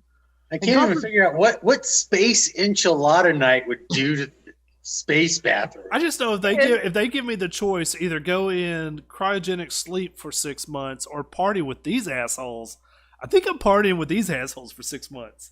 I think so too. As long as I don't have to wash that bathroom. But you have to clean up Willis's space dookie every night, so that's something to consider. My only thought here is, God forbid something actually happened on the ship. The doctors, the engineers, the security guys are all fucked up. They couldn't do anything about it. Man, and there's one scene where Commander Stanley's watching them on a security monitor drinking and getting shit faced. Like his little sidekick's like, we could confiscate their booze, and he's like, yes. Like, yes. If we do that, we'll have a mutiny on our hand, kid. Yeah, they would kill Stanley. They would tear his limbs off, and they would beat the other guy to death with him if they. He's like, they're cleaning the shit up. Just let them keep drinking. Somebody's got to clean these bathrooms, Stanley. Do you want to clean space bathrooms? I didn't think so. Well, as everyone's doing their own thing, we start to see an alien point of view watching them from different corners of the room. They're not alone, boys. They're not alone. They're not. My wife's been like, man, you've really kind of gotten a little bit of your zen back listening to Matthew McConaughey. Yeah, I have.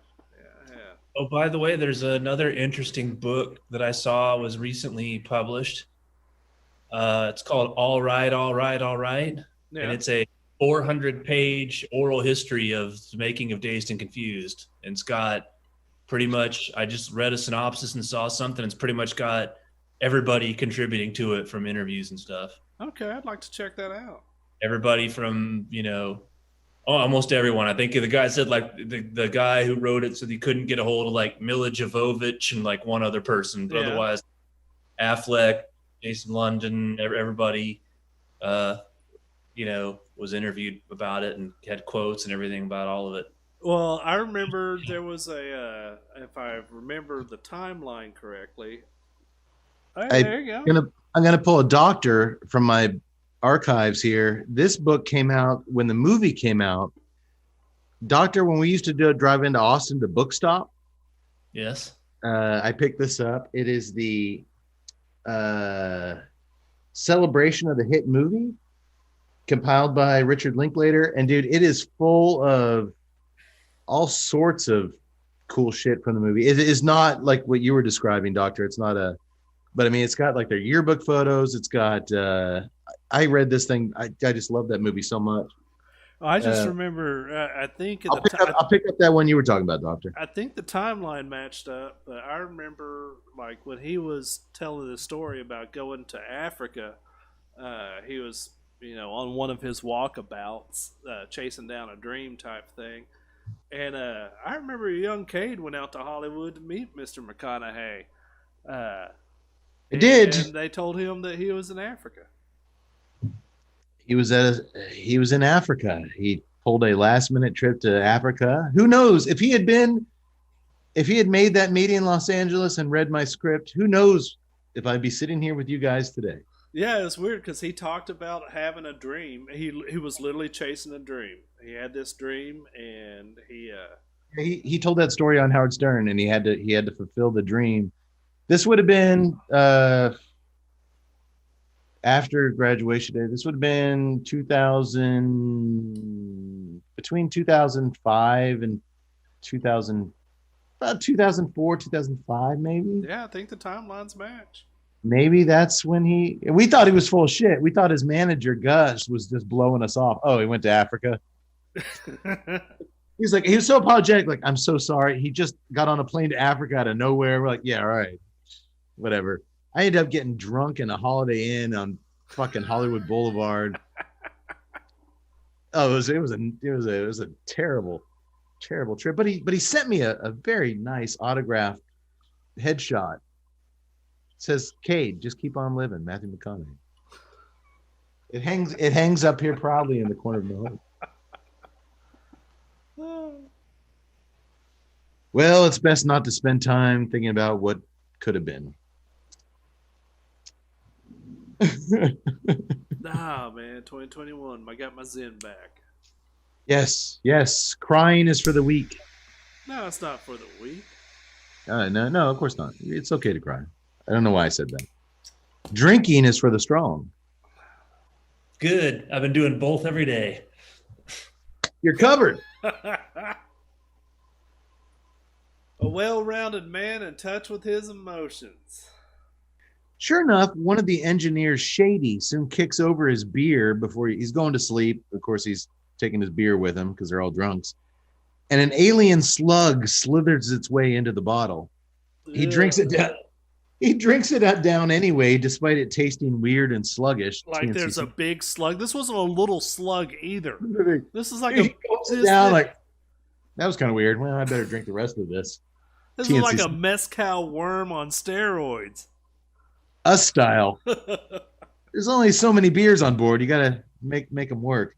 Doctor, reminded me when we drank those way expired George Killian beers years ago, and they were just full of chunky, mysterious things. And we were like, but dude, we were kids. We're like, well, we got to drink it. How was the beer? It was lumpy. How's that third testicle treating you these days? It's fine. We have conversations. Okay. Yeah, I knew. Start talking to you that night. It was weird. Never shut up since. Jesus. And next thing you know, guess what? Shady's flipping the fuck out. He flips out so much that he spontaneously explodes. And when he does, the alien slug flies out of him and shoots right into Blue's mouth. Doctor, in your professional opinion, is there any way that Shady might recover from his entire torso exploding all over the engineering room? I'm afraid it's far too early to tell. We are, after all, in outer space. That changes everything, am I right? It changes everything. Changes everything, anything and everything, Mr. Cade. If you'd said anything different, I would question you, Doctor. You proved your merit tonight. Well done. You are our Dr. Fauci. Oh, God, please don't say that. I respect Dr. Fauci. I believe you. I believe him, and I believe you. Oh, it just makes me sound like I'm old. Oh, no. I just meant I trust. Like 80 years old. I don't want. No. I not in your appearance. Your trustworthy voice, your knowledge. God, you messed up. That testicle is going to start talking about me now, isn't he? I have methods for dealing with him. So we spend a little more time with the doctors and custodians as they all get hammered on Torpedo Clay's cosmic moonshine. Dude, Get this quote. They're just sitting around getting drunk. One day you're young and have the world at your feet, and the next you're, well, whatever the fuck we are, says Dr. Chambers between sips. I'll admit that line kind of hit a little close to home. So did I, but she was what, 30 something? Well, no, I just think we've said that line like when the show's over and we just like talk about our real feelings. Someone said that before. Well, I like how none of them will, minus what they're doing right now, none of them are questioning the fact that we just left our 19 billion fellow Earthlings to die. You can't take that up there with you, Yax. You gotta just focus on what's ahead. You can't dwell on. Just that. work the job. Work the job, Yax. Work the job. Shit. Where are we at in our lives, Yax? Well, apparently we've left 19 billion. No, us four. Oh no, I'm not getting into that. Good night. No, doctor. I'm sorry. Man, I don't know about you guys. I'm in my prime. I'm gonna need something a lot. I don't come here for that shit. Yax, you pour another Russian Imperial Stout. Did you guys recognize the actress? No. Oh yes, Rachel Nichols, who was in one of the G.I. Joe movies. She's Scarlet from the G.I. Joe movies. She was the Oh hot my redhead. god! Yeah. Yes. I looked her up, but I never would have made that connection. I saw her and I thought she looks familiar, but yeah, there were so many other things in this movie that just occupied my mind, like that made no sense. Yeah. I mean, I can understand. Like, yes, you just left 19 billion people to die. You're the last shuttle out. Close the door, turn off the lights. We're done. Fuck y'all, people. Sucks to No be wonder you. they're getting shit faced. Yeah, I mean, it does make sense. You would have to have a certain amount of inebriation to kind of, I guess, block that aspect of it out. Now you guys happy? Now Yax is digging into the philosophy of the film a little bit. I It's don't working. do survivor's guilt. Well, old alien possessed Blue starts killing fellow crew members in that hallway. You know, that hallway, the only hallway they The hallway. as the blood shed. Kind of I was thinking about that. I was thinking about that bathroom. I think I can get a little bit out. Oh shit. The bloodshed starts to spill quickly. So Commander Stanley instructs everybody to start searching for him. And they search that hallway over and over again. We see some guys coming down the hallway this way, some guys coming down that exact same hallway this way. Same fucking hallway, just different angles. They finally find Blue trying to break his way. I guess it's like a welding gun or something, right, Yax?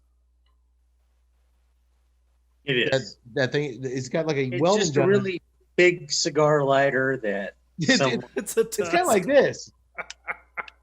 He's trying to break his way into the Admiral's cryo chamber with this welding gun, just up and down the lock mechanism. When they confront him, Blue flies through the air like a normal human being cannot and rips out the neck of one of the security officers and eats it before Stanley and his second in command, Teak, fill him full of bullets from their toy guns.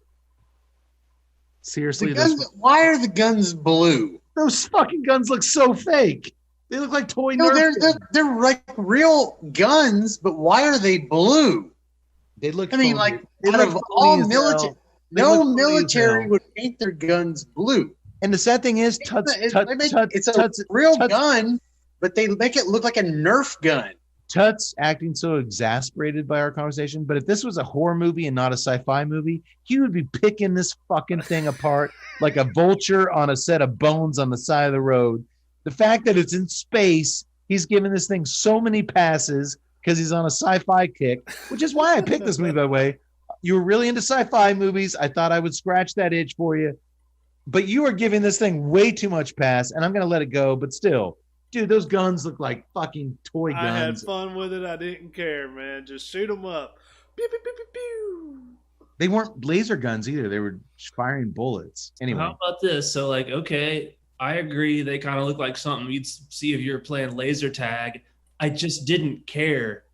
I don't care. Like I didn't come into this with expectations. I didn't come into this to pick anything apart. The guns look kind of childish, but like I didn't expect anything. I didn't care. It didn't bother me. I didn't come into this thing to pick anything apart. I just came in to watch a film, and these are my thoughts. I would be remiss if I didn't share them. I'm not complaining that you're sharing your thoughts. A lot of things jumped out at me for a Bruce Willis movie that I thought they could do better. In the morgue, Dr. Chambers deducts that something cellular unknown to man is dissolving Blue from the inside out. She's never seen anything like it before. Our guns on the $500 projection was pretty accurate. Blue's body cavity is just filled with a pitch black ooze that's not even carbon based like us. It's alien.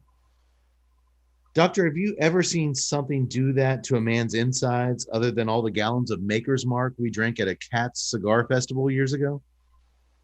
That did it. Yes, that was actually had the same similar effect. We were flying through the air and our insides were completely dissolved, correct? My skin turned blue, I believe, yes. Y'all did have those blue veins coming up through your neck. I ended up at y'all did? I like how he takes himself out of the equation. I was the sober companion. I don't know what you're talking about. Uh-huh. I was just talking with some bat costume person.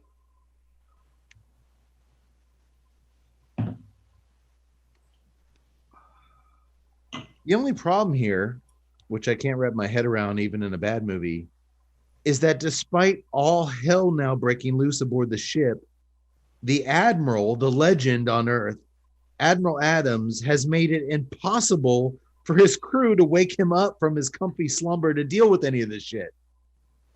Like, there's not like a button they can push and be like, all right, shit's getting bad. We better wake up the boss. Nope. I'm in charge. Nothing passes.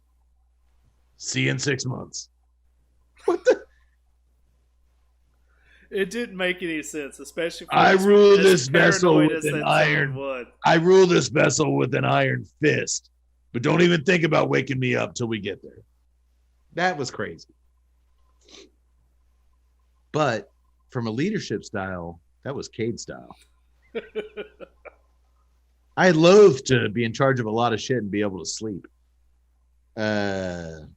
Before Commander Stanley can toss the prime suspect stowaway Noah out the airlock, it's revealed that Noah forged his papers to get on board to be with his pregnant girlfriend, Haley. He's not even supposed to be there. And when they find that out, he's the immediate suspect on who maybe brought this alien on board. But suddenly the dead corpses in the morgue all rise up and start attacking everybody, ripping hardcore Stanley's heart clean out of his chest. And these fuckers don't even go down with 100 rounds put into them from the blue guns. And naturally or unnaturally, zombie alien Commander Stanley rises up, his heart missing, and goes and he had locked everyone in their quarters when this shit started, and unlocks all their rooms so they can infect them and join their undead alien rebellion. Shit's about to get messy fast, boys. You know what's never messy? What's never messy? That's right, Tut. The clean burn line and smooth smoking experience that one gets from puffing on a cigar from our friends over at Drew Estate. Oh, yeah. Crafted by Level 9 Cuban rollers at the famed El Titan de Bronze on Calle Ocho, the Herrera Esteli Miami line is expertly rolled with a lavish Ecuadorian Habano Oscuro wrapper over a rich Ecuadorian Sumatran binder with select fillers from the Dominican Republic and Nicaragua. The new look of Herrera Esteli Miami features a rich black and gold package, and it's available in 5 distinct sizes. I smoked the cigar many times, and it's truly one of Willie Herrera's masterpieces. So jump in your car or jump online right now and get your hands on some. What are you waiting for? Do it now. We'll wait. I totally agree. It's a good cigar. No, we'll wait. You go get you one of those cigars. Oh, we're All really waiting. You know what? Hit pause on the podcast. Go get you some, then hit on pause. We'll do that. Okay. Are you done with your cigar, Tut? I'm in the final third of it. I have not got your gram. I've just got the really nice mineral. The mineral is actually kind of played itself a little bit in the final third. I'm getting more of the pepper back. The chocolate and sweetness has been joined again by the earth and the cedar on the draw. Things kind of come full circle. Those things are kind of dialing down. Now it's more earthy and cedary on the final. It's kind of it's finishing where it started. Earth cedar on the draw, pepper on the retro. What'd you say that was? That was jalapa on the inside of that thing? Binder filler. I did not say. I said it's a Dominican binder, but it's undisclosed Nicaraguan filler leaves. Oh, okay, because that sweetness is reminding me of the Nicaraguan jalapa or whatever. Okay. So I'm getting that. My cedar's still there. It's transitioning a little bit, almost not like a straight up cedar, but it's like a woodsy funk. But a woodsy funk. Woodsy funk, almost like leather, but I can't really say it's a full blown leather. I believe that was Terry Funk's first wife, Woodsy Funk. Oh yeah, and Terry. Yeah, there's still some chocolate present, and I got to know that the chocolate from this is the cigar, not the beer, because my beer's more coffee. I'm still getting a bit of coffee, but I can't tell whether that's the beer or the cigar. That's your beer. That's the beer. Okay. Yaks, cedar, woodsy, earthy, mineral. You getting all that stuff? I am. Sound about right? It does. Are you ready to talk? It's a pleasant freaking retro. It really is, and it's had some nice transitions, especially from that first to that middle section. Yeah, it's even picking up a little bit of strength for me, so I'm kind of happy about that. It actually, the final third is an upkick in strength. It's gone from a subtle medium to medium full here in the end. So yeah, you guys want to talk price point? Yes. Let's hit it. Tut. What you got? Okay, let's see. Fratello. It's a special shout out to Discovery.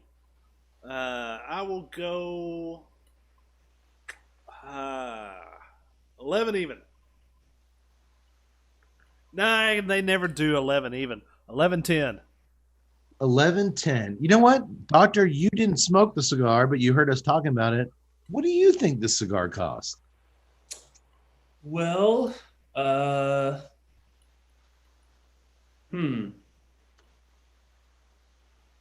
gonna undercut Tut a little bit. I'm gonna, I don't know, 11-10 sounds pretty good. I'll go 10-10.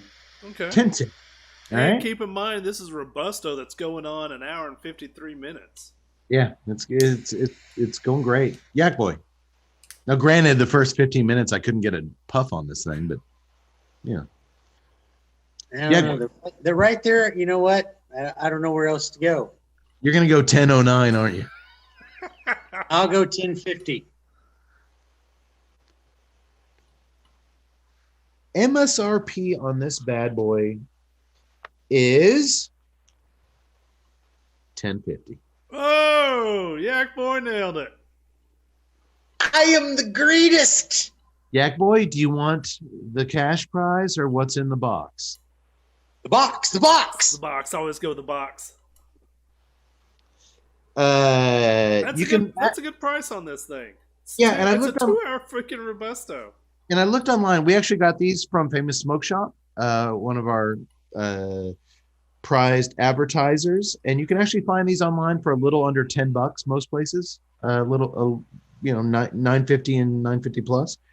And please remember, when purchasing some fine Fratello cigars from Famous Smoke Shop, or some other cigars, if you like something else, use your new favorite promo code TNCC20 at checkout, where it will knock $20 off your purchase of $100 or more. That's 20%. Man, go to our website, click that Famous Smoke Shop banner, get you a $5 of the Herrera Esteli, Miami, get you a $5 of the Discovery, and it'll be all good. Actually, we'll probably need to get 2 $5s of each, but Yeah. given the props you guys gave it and the duration, it sounds like a pretty awesome value. Yeah, It is, and it's not overpriced at all. And honestly, I've smoked quite a few Fratello cigars, and this is the first one I had a draw problem with. So I'm going to chalk that up to it's a man-made I didn't have product. a problem with it at all. I'm not going to write Omar De Frias a letter complaining or post it on Facebook bitching about my draw. It happens, and I fixed it, and it works fine now. Yeah, he makes good cigars, and I really like this one. So go seek it out, and I'm going to say pair it either with a coffee-heavy dry stout. I think it sounds like that worked really well with Tut tonight. The coffee stayed out of the way of all the natural flavors from the cigar. Or also a malt-heavy, low, 60-ish Imperial IPA. Because this beer has completely stayed in its own lane. And but the crispness and the malts have just, it's been a nice flavor journey tonight with both. I was thinking like split the difference. I like the malt. I think I want to try the malt presence because I think that's going to sound pretty good. I could also see it going with a cream style stout, something more creamy like a Guinness. That would be a pretty Boddington's. Boddington's would be good. Ooh, yeah. Oh, Boddington's, good call. Well, I'm only a world-renowned beer expert, you guys. I don't know if you got the memo. Yeah, back in 2019, and they're no longer around. The website that declared me that is currently under construction. They'll be back as soon as I can pay my web hosting services. It was my website all along. I wrote that. I'm a fraud. It's called guerrilla marketing, man. Guerrilla marketing. There you go. Okay. Well, if you get anything in the nub of the cigar at the very end, let me know. But otherwise, yeah, it was a cool little cigar. Well, Dr. Chambers, Teak, Noah, and Bruce Willis, now armed with a flamethrower, which they happen to have on board for some reason. Why not? Start doing their best to wipe out the possessed crew. But even Clay's CGI flamethrower doesn't do much to stop these intergalactic fucks, does it, Yax? It does not. Nothing stops these guys. So the team makes their way up and down that hallway over and over again, shooting and torching ghouls over and over again. I love how even the ship's fire alarms triggering on and filling the USS Hercules with fire retardant dust doesn't trigger something to wake the Admiral up. Seems like that should wake him up. Like the ship is on fire. Nope. You think there might be some subroutine programmed into that? His cryogenic snooze fest is impenetrable. That's real power. That's real power. Man, at this point, when things are going crazy, I'd like to be that one security officer who wishes them good luck and heads to the clearly labeled escape pods. Even knowing damn well they're so far out in space, he has nowhere to escape to. I was going to say, where are you going? He's like, hey, anything's better than this. So he gets an escape pod, just takes off. I'd rather die uneaten out in space than eaten here in the ship. Only I'd be taking a tub of Torpedo Clay's cosmic moonshine with me. If I'm going to die up in space, I want to die drunk, right, Doctor? But didn't somebody do that? Didn't one of the people jump in the escape pod? Yeah, that's what I said. Yeah. One of the security guys, he did, even though he had nowhere to escape to because they were so far out in space. He was like, anything's better than this. But then the joke was on him because one of those zombies actually got on the ship and ate him. I'm sorry. I thought you'd said like, what if? I didn't. Yeah. No, I said I would be that guy. Oh, yeah, me too. I would totally be that guy. Oh, and if you're wondering why that dude was such a terrible actor, he was one of the co-writers of the film. They gave him a little role in the film, and yeah, just saying, maybe that's not the best idea in a Bruce Willis movie. Our remaining heroes hunker down in the security bay as the alien zombies attempt to beat down the door. Dr. Chambers says she can't figure out how to kill them if she doesn't know what they're made of, so she offers up this game plan. Well, we had a good run, not bad for a bunch of drunks. Noah, who wants to live, fires back. So we're just going to sit here and wait to get torn apart? To which she says, no, We're going to get drunk and wait for them to tear us apart. TNCC style. No offense, doctor, but I really like this doctor too. Yeah, I prescribe to her methodologies. Well, Noah has a pregnant girlfriend to save. So desperate, he sees an air vent on the ground. And with Clay's floating holographic smarmy blue head navigating him, he can crawl his way to the Admiral's cryo chamber, wake him up, and the Admiral, USA hero, can help save them all. But I also, once again, I question the validity. The impenetrable door, but let us make an air vent that a human being can get through. I'll be honest, Yax, at this point, all I was thinking was how badly I wanted that floating Bruce Willis head in my life. And more importantly, how much I wanted my floating blue head to be in Tut's house at all hours of the day. I want that so bad. Where are the space slugs that eat people? Can I get one of those over here? Nope. Did y'all notice though that the air vent was located on the floor, on the ground level, and when he took it off and started crawling through it, It was above everybody. the zombies that are pounding on the door heard him up on top of them. It made no sense whatsoever. I know I'm reading way too much into things, but that was a glaring error. Once Noah breaks into the cryo chamber and wakes up Admiral Adams, wounded security officer Teak starts talking back in the security bay. I'm so sorry. I got to tell you guys something. I'm so sorry. He reveals that it was him that brought the alien on board. Despite the 300,000 people on the ship headed towards a new beginning, he and the rebellion don't think that mankind deserves another shot. Mankind had its chance, he says. We can't keep destroying everything we touch. He sees man for the parasite that it is. I guess he kind of has a point, but he's still an asshole, right? Tut? Well, yes, he's definitely an asshole, but Okay. I mean, just come on, death cult. Fuck that shit. When Doc Chambers and Clay ask him what the mysterious entity is, did they create it in a lab? Did they bring it here from another planet, another universe? Teak simply says, maybe it was here from before the universe. That's total bullshit. If I'm going to watch this goddamn movie, then you're kind of responsible as storytellers. Maybe not to tell me exactly what this fucking thing is, but you have to tell me how the rebellion got it. He put like a CD into a disk drive and it turned into a gooey shape-shifting alien. You got to explain a little bit. Nah. Well, apparently the third production company didn't have to say anything. I'm pointing at Tut Square. I give up on this dude. It's such a huge thing. Where did they get it? Did they get it in outer space? Did they make it in a lab? Maybe it was here without labs. Come on, dude. It's a 70-year-old Bruce Willis Netflix movie. Give us something, man. I deserved answers. They did give you something. They gave you Bruce Willis in a blue glowy floaty head. I like the actor. That was awesome, but there's components that they need to answer. What if he said, hey, somebody gave it to us who believed in our cause. We didn't ask questions. I'd be okay with that.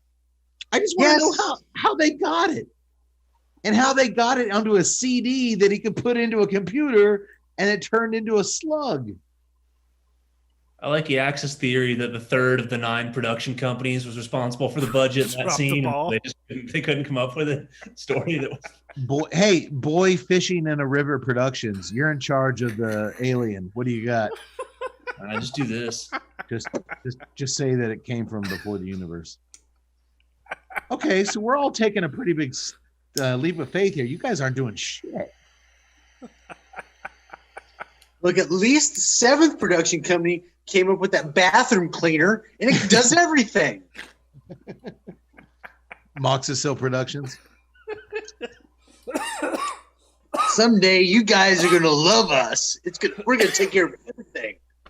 Well, the world famous Admiral Adams, as he kind of rubs the sleepies out of his eyes and drinks his coffee, he knows just how to handle things. Kill them all. Well, I love how he also kept his fucking murder team like right next to him in cryo sleep. He wakes up, Yaks, his murder team, and it's time to blast these alien mofos and then flush them out of the air vacs like a bunch of stinky turds. There you go. Sounds easy enough, right? Literally. You send out the murder team and should we shoot them? You're the fucking murder team. You should be like killing anything that walks. Well, get this, and I'm going to get back to this murder team in a minute.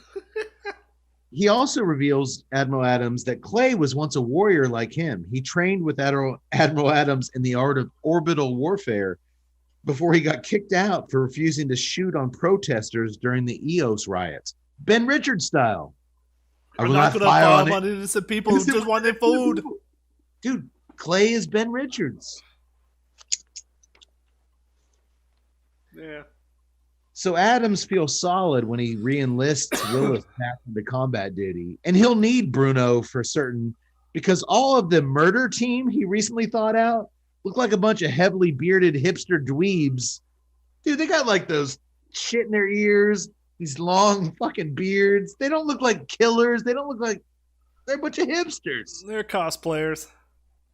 Well, of course they are, because the minute they literally like go out into the hallway, the first person they see, they don't just blast them into like spaghetti sauce. Do we shoot this guy? No. Aren't you the murder team? They're a well-trained murder team. Yax, we'll get to that.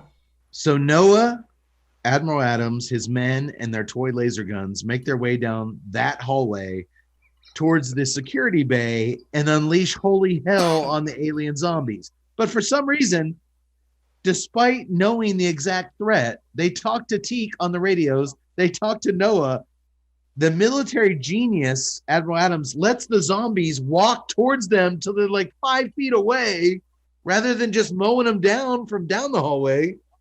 So they kill like half the Admiral's team. It's bloodshed everywhere. But I did like this. I'm going to say something nice finally about this movie. The murder team has laser guns. Pew, pew, pew. Holding out on us this whole time. Pew, pew, pew. They don't have machine guns. They got fucking laser guns. And when they shoot the zombies, their limbs are falling off. That's cool. But a ton of unnecessary casualties. If they had just gone around that corner and just killed them all, but they just let them keep creeping up on them. And whatever. During the blood fight. And glory. Our blood, his glory. During the fight, Noah discovers that the Moxicil cleaner that they've all been drinking in their moonshine, you know, the stuff that can melt steel tables, it will kill the alien. It's the only thing that will kill the aliens. So that's some handy knowledge to have. Admiral Adams gets cornered by the Horde and he detonates a hand grenade, blowing them all and him to smithereens. But the other thing I couldn't figure out is Haley, I think she'll be all right. They should also be asking the question is, why haven't the aliens infected us? It's like grabbers. We're so full of this chemical, it can't infect us because they'll die inside of our bodies because we got jet fuel running inside our spleen. Technically, if they blew up any of the crew members, it would blow up the ship because they're filled with highly flammable liquids. Right, Doctor? That stands to reason, yes. But I think if you filled yourself with Demoxicil, then that would be a deterrent for the aliens. Well, no. I really just wanted to see this movie end by Clay being the only person on the ship. Nobody would touch All him. the aliens want to infect him, but they're like, no, he's toxic. To stay away. What? Let me get some more of my flask. Noah starts to run off to find his beloved Haley, despite Clay yelling at him, all these dead bodies. He's like, hey, who's going to mop this up? That was funny. That was funny. It was. He's still thinking about custodial stuff. It's good supervisor. Well, all the bad guys are finally dead, so problem solved, right? Yes. No, problem solved wrong. All the zombies' severed body parts start squirming towards each other and gelling together to create a massive alien life form. You gotta be fucking kidding me, Willis says. which of course is a famous line from another much better shape-shifting film, John Carpenter's The Thing. It's a classic line. You gotta be fucking kidding me. Well, wait, at this point, Well, when that's you kind get of all what the they were severed body parts, why weren't you throwing the moxicil out to dissolve it? Because he's drunk on moonshine. And the Made moxicil from would moxicil. have eaten through the deck. And if you throw it on the alien, you can't drink it. And wouldn't the moxicil then burn through the floor, and eventually burn through the side of the ship and kill everybody? Yes. Why would you have it on board in the first place? We got to get those Taco Tuesday shits off the floor in there.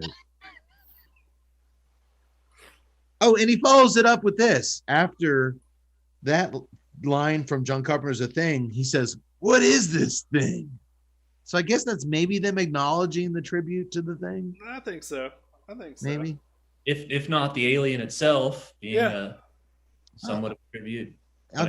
When it all congeals. I'm gonna hope they use that classic line as a tribute, and then they followed it with that to say, No, I think Doc's right. By the time we get to the main monster here, it's definitely kind of like a little take on the thing. I just like that they threw in that line, "What is this, the thing?" All right. And get this, because Admiral Adams' body is now a part of this giant creature, it extends his human thumb out of its gooey orifice, giggity, which is the only thumbprint that can open up the reactor doors. With access to the reactor, the alien is now able to hit the fucking gas pedal, sending the USS Hercules hurtling towards Earth at an alarming rate. So alarming that if it were to crash into New Earth with an unstable reactor, it would destroy it and all 50 million people already living there, just like the rebellion wanted it to all along. Everything is going according to plan for the bad guys. It's all coming up rebellion. So Noah, Doc Chambers, and Clay quickly make some guns that can spray the moxicil at the remaining alien zombies as our heroes march their way through the ship. "All right, who wants some barbecue?" Willis says, before spraying them down with the powerful bathroom cleanser. Really? That's his one original line. And they gave him... This is the only film where we've seen Willis fight aliens in his entire sci-fi career. I know The Fifth Element, whatever. This is Willis against killer aliens, and they gave him that line. That's his only original line. "Who wants some barbecue?" It's weak sauce, man. Shameful.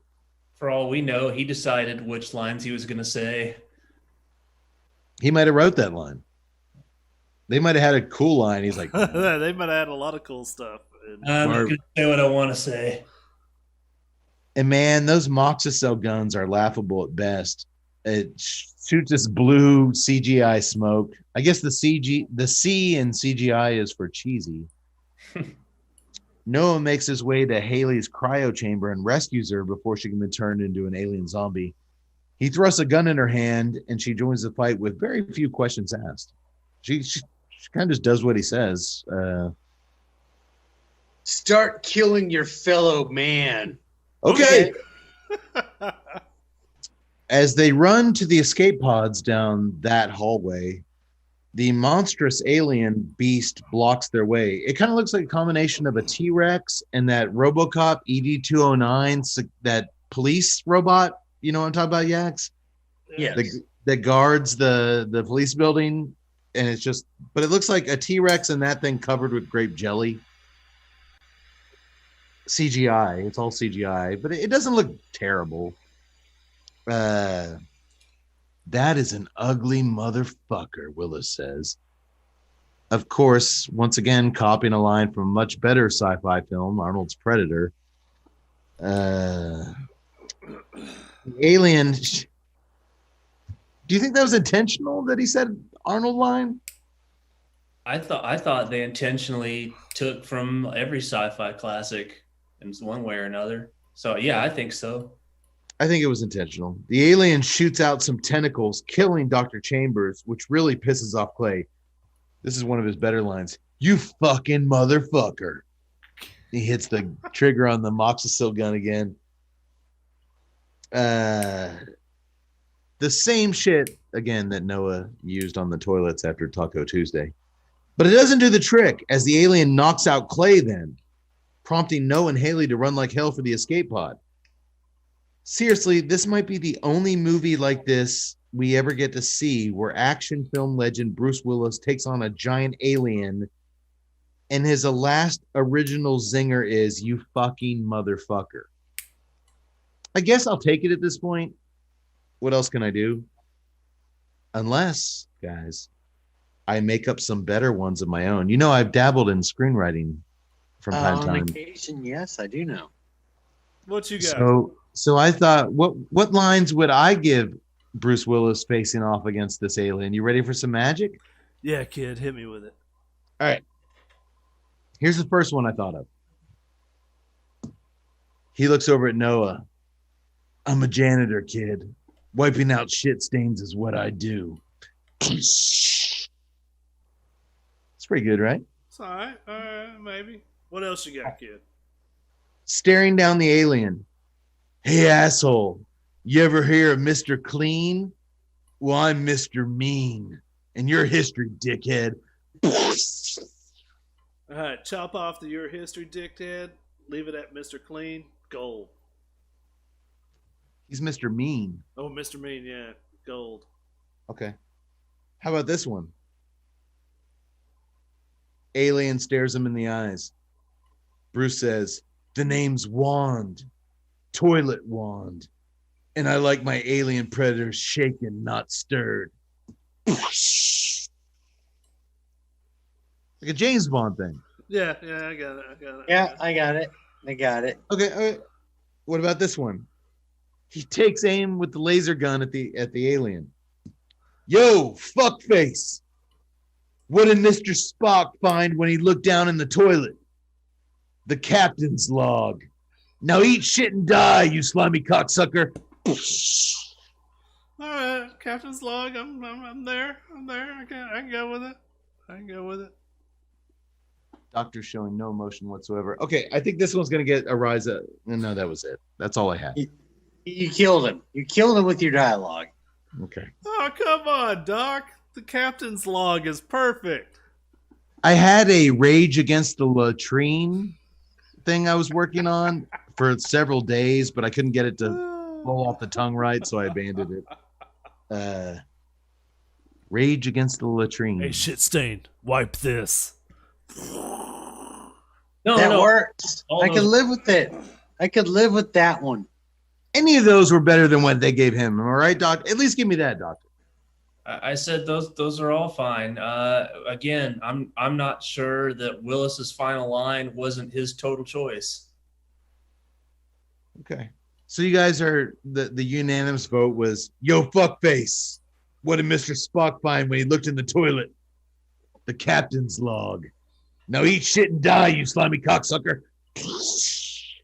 That was the winner. I'm going with that one. Yeah, I got the best response off of that one.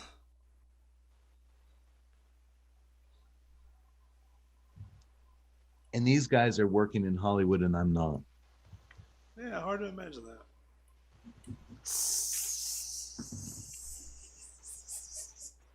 Oh, sorry. Noah kills the alien creature. Yeah, I'm sorry. I broke Zen, man. It was perfect. You should have just left it at Captain's log. No, I'm fine. I'm fine with my place in line. I host a very popular cigar podcast. I'm totally fine with that. It's where I'm supposed to be. Noah kills the creature, which then morphs into a human figure, which that doesn't go any further. We never really figure out what that's all about. And he climbs into the escape pod with Haley. Noah, not the weird alien figure. As they blast off, the holographic blue Bruce Willis potato head pops up again in their escape pod. Just never goes away. He's alive. And he takes a swig from his moonshine and says, "Adios, padre." Actually, that's a really good line. He's going to be a soon-to-be father. Adios, padre. And then he starts bashing the ship's navigation system from the control room, overheating the reactor and veering the USS Hercules off course from New Earth. As the escape pod launches away from the ship, Clay takes one last drink of the toxic booze before the entire ship implodes, killing all 300,000 innocent human beings on board. But hey, at least boring Noah and his pregnant wife are okay. Hey, it's a choice between 300,000 in the ship versus 50 million on Earth 2.0. And they're close enough because the zombies had sped up the reactor. The escape pod can actually reach New Earth, unlike when that other TNCC guy got on there 200 light years from Earth, New Earth. And as they approach New Earth, seriously, the outer space effect shot looking down on the planet, New Earth, our outer space effect shot looking down on the planet in our short film Hipster, YouTube it, that Tut created from his fucking house looked better than this bullshit. Your effect shot in our short film Hipster looked better than this outer space shot in a Bruce Willis movie. Thank you. You can visit my production company, Boy in a Garage. That finally you agree with me on something. But they land on New Earth with its two suns, and we hear birds chirping. And just as they embrace and think that everything's going to be just fine with their new lives here, despite that New Earth is filmed with that same blue filter that the spaceship was filmed on. Yeah, that was a bit weird. That was annoying. They suddenly encounter an alien zombie kid who starts marching towards them along a lake, just as a humongous alien creature as tall as a skyscraper emerges over the horizon battling. Did you guys see some jet fighters? Jet fighters flew in. I like this twist. The humans they ended up, New Earth has these big fucking aliens on too, but they're like huge, and we're fighting a new war up there. Haley suddenly looks between her legs. There's liquid there. Her water is broken. The baby's coming. So she looks up at Noah and says, "What are we going to do?" He's learned something from his mentor, Clay and Admiral Adams. "Burn them all," he says, as he fires up his disinfectant spewing machine gun. The end. Yeah, I could have done without that. French composer Philippe. Without that ending. What's that, Doctor? I could have done without that ending. I for the most part, I enjoyed this movie for what I thought it was, but with the big giant one at the end, I really didn't understand that. I kind of thought I kind of got it because the monster brings all these body parts that it's been killing together to coalesce into one big gigantic entity. There's 50 million people on Earth, so that's a lot. I mean, think of how big that guy was or think about how big the monster was on the ship after just killing like 12 or 15 people. I took it as there's what, 30 million people here. The rebellion slipped some of those other aliens on some of those other ships, and that's a whole bunch of people died to make big gigantic monsters. Yeah, this thing has been going on New Earth for quite some time. I liked it. I just didn't like the whole kill. It looked whatever. Well, all of a sudden Noah's got balls. Come on. French composer Philippe Leroux says that every great, memorable piece of music needs that one moment of madness. And I think it's clear here that there's no such moment in Breach. It is neither great nor memorable. You guys with me on that? Yes. But I will say this. Look, I will say this. Bruce Willis seemed to be having at least a minimal amount of fun in this thing. And I honestly, having not watched a lot of Bruce Willis straight-to-video movies, I wasn't expecting that. But then when I went and watched a few of his after I watched this, I went back and watched some of his other video-on-demand flicks from the last few years. Because I'm a responsible podcast host, starting with 2016's Precious Cargo, co-starring Zach Morris from Saved by the Bell as a master criminal gunrunner, and ending with 2019's Trauma Centers, co-starring Steve Guttenberg as a Puerto Rican surgeon. Bruce seemed to be somewhat giving a shit and having a good time in those movies as well. He also did in the flick we reviewed way back on episode 61, Once Upon a Time in Venice. Oh, that was way better than this movie. It's like not even day. It's not even comparison. But here's my thing, Tut. I think it's possible, Doctor, that Bruce might enjoy these smaller budget flicks more so than the blockbusters. Disregard whether he can still be in blockbusters because the industry has changed so much. But I think he might actually prefer these flicks because he can work with his buddies. It's a lighter schedule. He can have a few drinks. The stakes aren't so fucking high.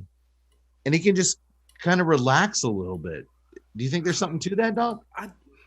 Yeah, I think he can just do what he wants. He still, if you look at his filmography on IMDb in the last few years, he still does some studio pictures. I mean, he was in that Death Wish remake. That was only like 2 years ago. I mean, that's not a blockbuster per se, but he's still the male lead in a studio film. It went to, I count it because it went to theaters. Yeah, it was a theatrical release, so he still has those here and there, but yeah, I think when on these, and I think if I hadn't read that chapter of the Kevin Smith book that came out like 10 or 12 years ago, where he said like Willis just basically didn't want to be directed when they made, was it Cop Out? Was that the name of that movie? Yeah. Yeah. He said he didn't want to be directed. Like he would tell the guy to stand here and Willis would go stand over there. You know, now how much of it's true and how much of it Smith was a pothead, you know, who knows, but I'm sure a lot of it's true.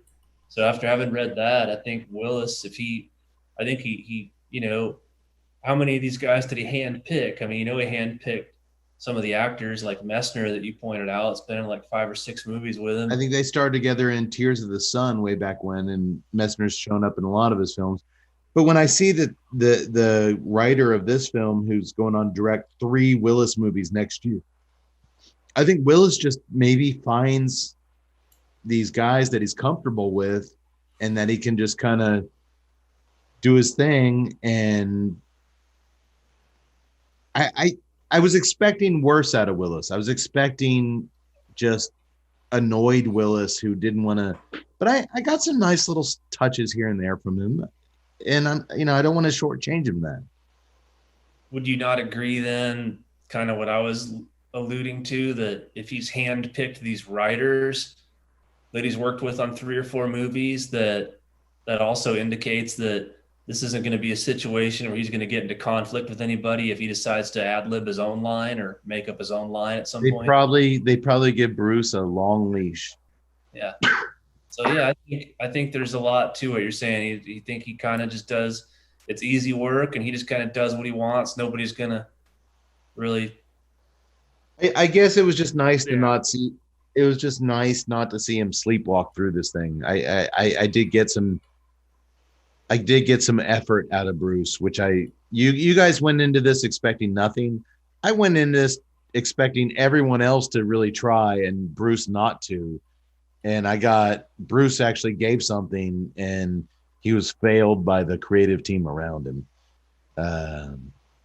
Because they put together a pretty lazy fucking sci-fi flick around the guy. But I just thought it was low budget schlock. So man, it's hard because I don't know the dude, but to me it just seemed, you said that everything else was lazy. I kind of see this as Willis being lazy. Dude, Willis is a great freaking actor, and you get the right motivation around him. Well, he can be super energetic and just chew up any scene that he's in. And I didn't get that sense in this film. There wasn't a moment, even when he was delivering his somewhat okay one-liners, there wasn't that moment to where there was the twinkle in his eye that just captivated me, that I just thought, I was like, that's Willis. Well, you're right in the fact that they could probably have dropped anybody in that role that Willis did, and it probably would have been the same movie. Yeah, I think Willis is at the point to where he's just, I kind of do see this as a phone it in type thing. Did he have a little bit of fun? Yeah, sure. I mean, if you're boozing up, drinking out a flask on set, you're going to have fun. I'm not going to go there because for me, he was sadly the best thing in the movie. Yeah, I mean, which I wasn't expecting. So that for me made it worth watching 3. The worst part about this was we were supposed to do this movie last week, and I got a cold, so I rented it. This isn't a free movie to stream. I paid $7 for it last week. I got sick. I couldn't do my notes, so I had to rent this thing. This thing got $15 of my money. But that's okay. But you know what?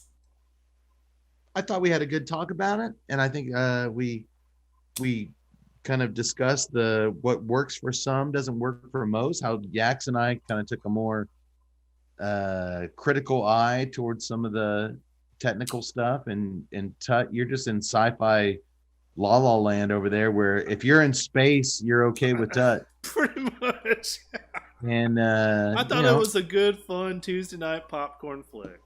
Well, there you go. And we are the Tuesday Night Cigar Club, so I think it was a good way to start the year. I don't regret it one bit. Wish I could have just rented it once, but I also enjoyed the Fratello Navetta Discovery cigar. Once I got it going, it was a nice little Robusto. It was a good little offering, man. And I think Yax, you as you chug water vigorously with your Russian Imperial Stouts, your beer influenced the cigar heavily. It did. So I would say, but if you're wanting something too, you never told us how that Nebula beer. How's the Nebula beer? Did the Nebula beer change anything? The Nebula beer tastes. Up here is Martin House. Oh, was it Martin? Was that Martin House? It was Martin House. Oh, was it terrible? It wasn't terrible, but I mean, literally, it is beer, but it tastes like red wine. Oh, I might like that beer. But if you want it to pair with a cigar, it will pair with no cigar. Okay, so you scored out on both beers. The Brazos Valley, the Laugh at the Moon. In terms of this cigar, it actually works fantastically because it's such a strong chocolate flavor. The chocolate you're going to get from the cigar, they blend so well together. Yeah, but the chocolate was so muted with me and Tut. It just. Well, I know, but like I said, it draws out that chocolate flavor. It's going to work.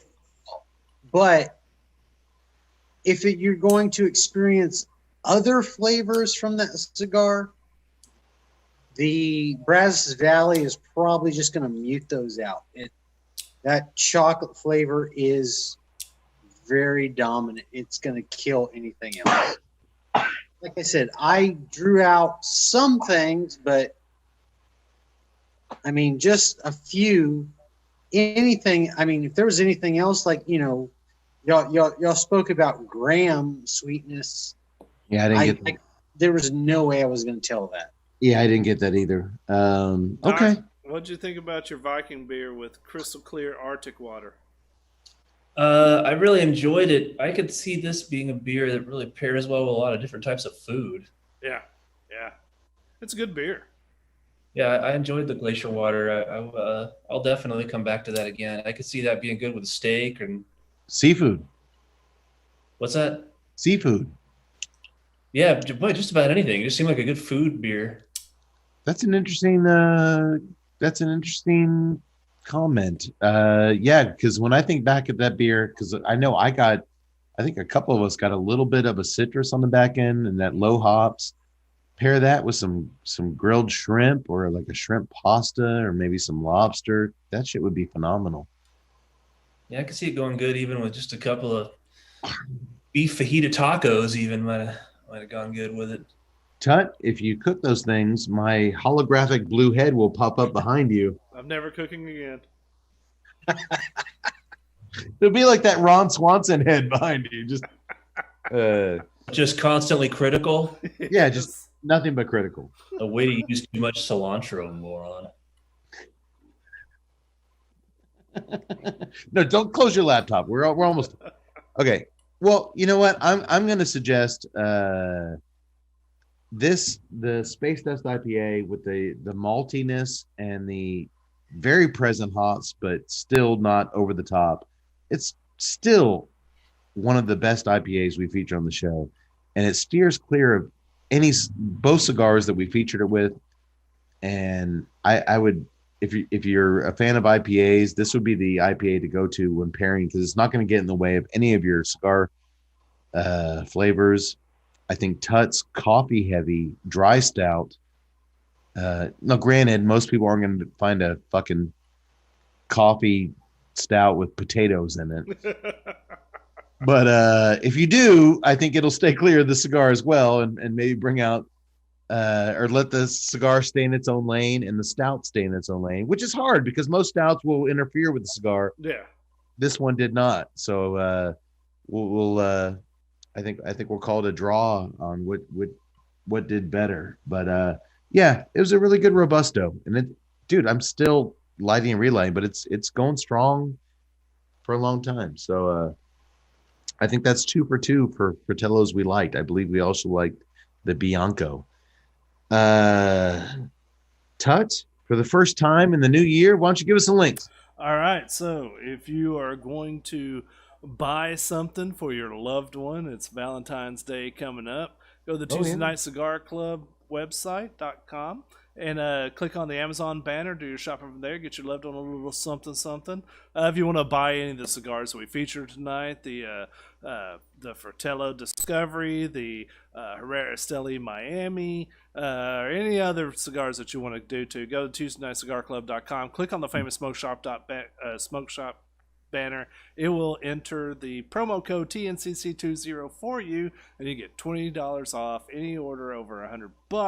That's like 20%. That's a pretty dang good deal. Let's see what else. Oh, by the way, if you want to check us out, we haven't been banned from Twitter, so go to @TNCCcast. You can find us on Instagram, see all of our wonderful pics. Our Instagram traffic is pretty dang heavy. TNCC_podcast. You can also join us on Facebook, Tuesday Night Cigar Club, and you can definitely subscribe, and I highly suggest that you do subscribe to us. Oh, excuse me. Smash that like button at Tuesday Night Cigar Club on YouTube. Actually, Ted, I have got us banned from Twitter. Oh, damn it. Sorry. We didn't use it that much anyway, and I said some questionable things. It was a very volatile last few weeks, and I may have went a little bit overboard. But we don't need that platform anyway. We got we got the free speech, all the free speech we need on Facebook and Instagram. They're not going to control us. Okay, folks, thank you for joining us. Once again, we got a really fun year planned with the Tuesday Night Cigar Club. And I feel kind of a little bit more comfortable saying this than maybe a month ago. Let's hope I'm right. May the wings of liberty never lose a feather. We'll see you in 2 weeks. Sayonara, motherfuckers. Hang in there.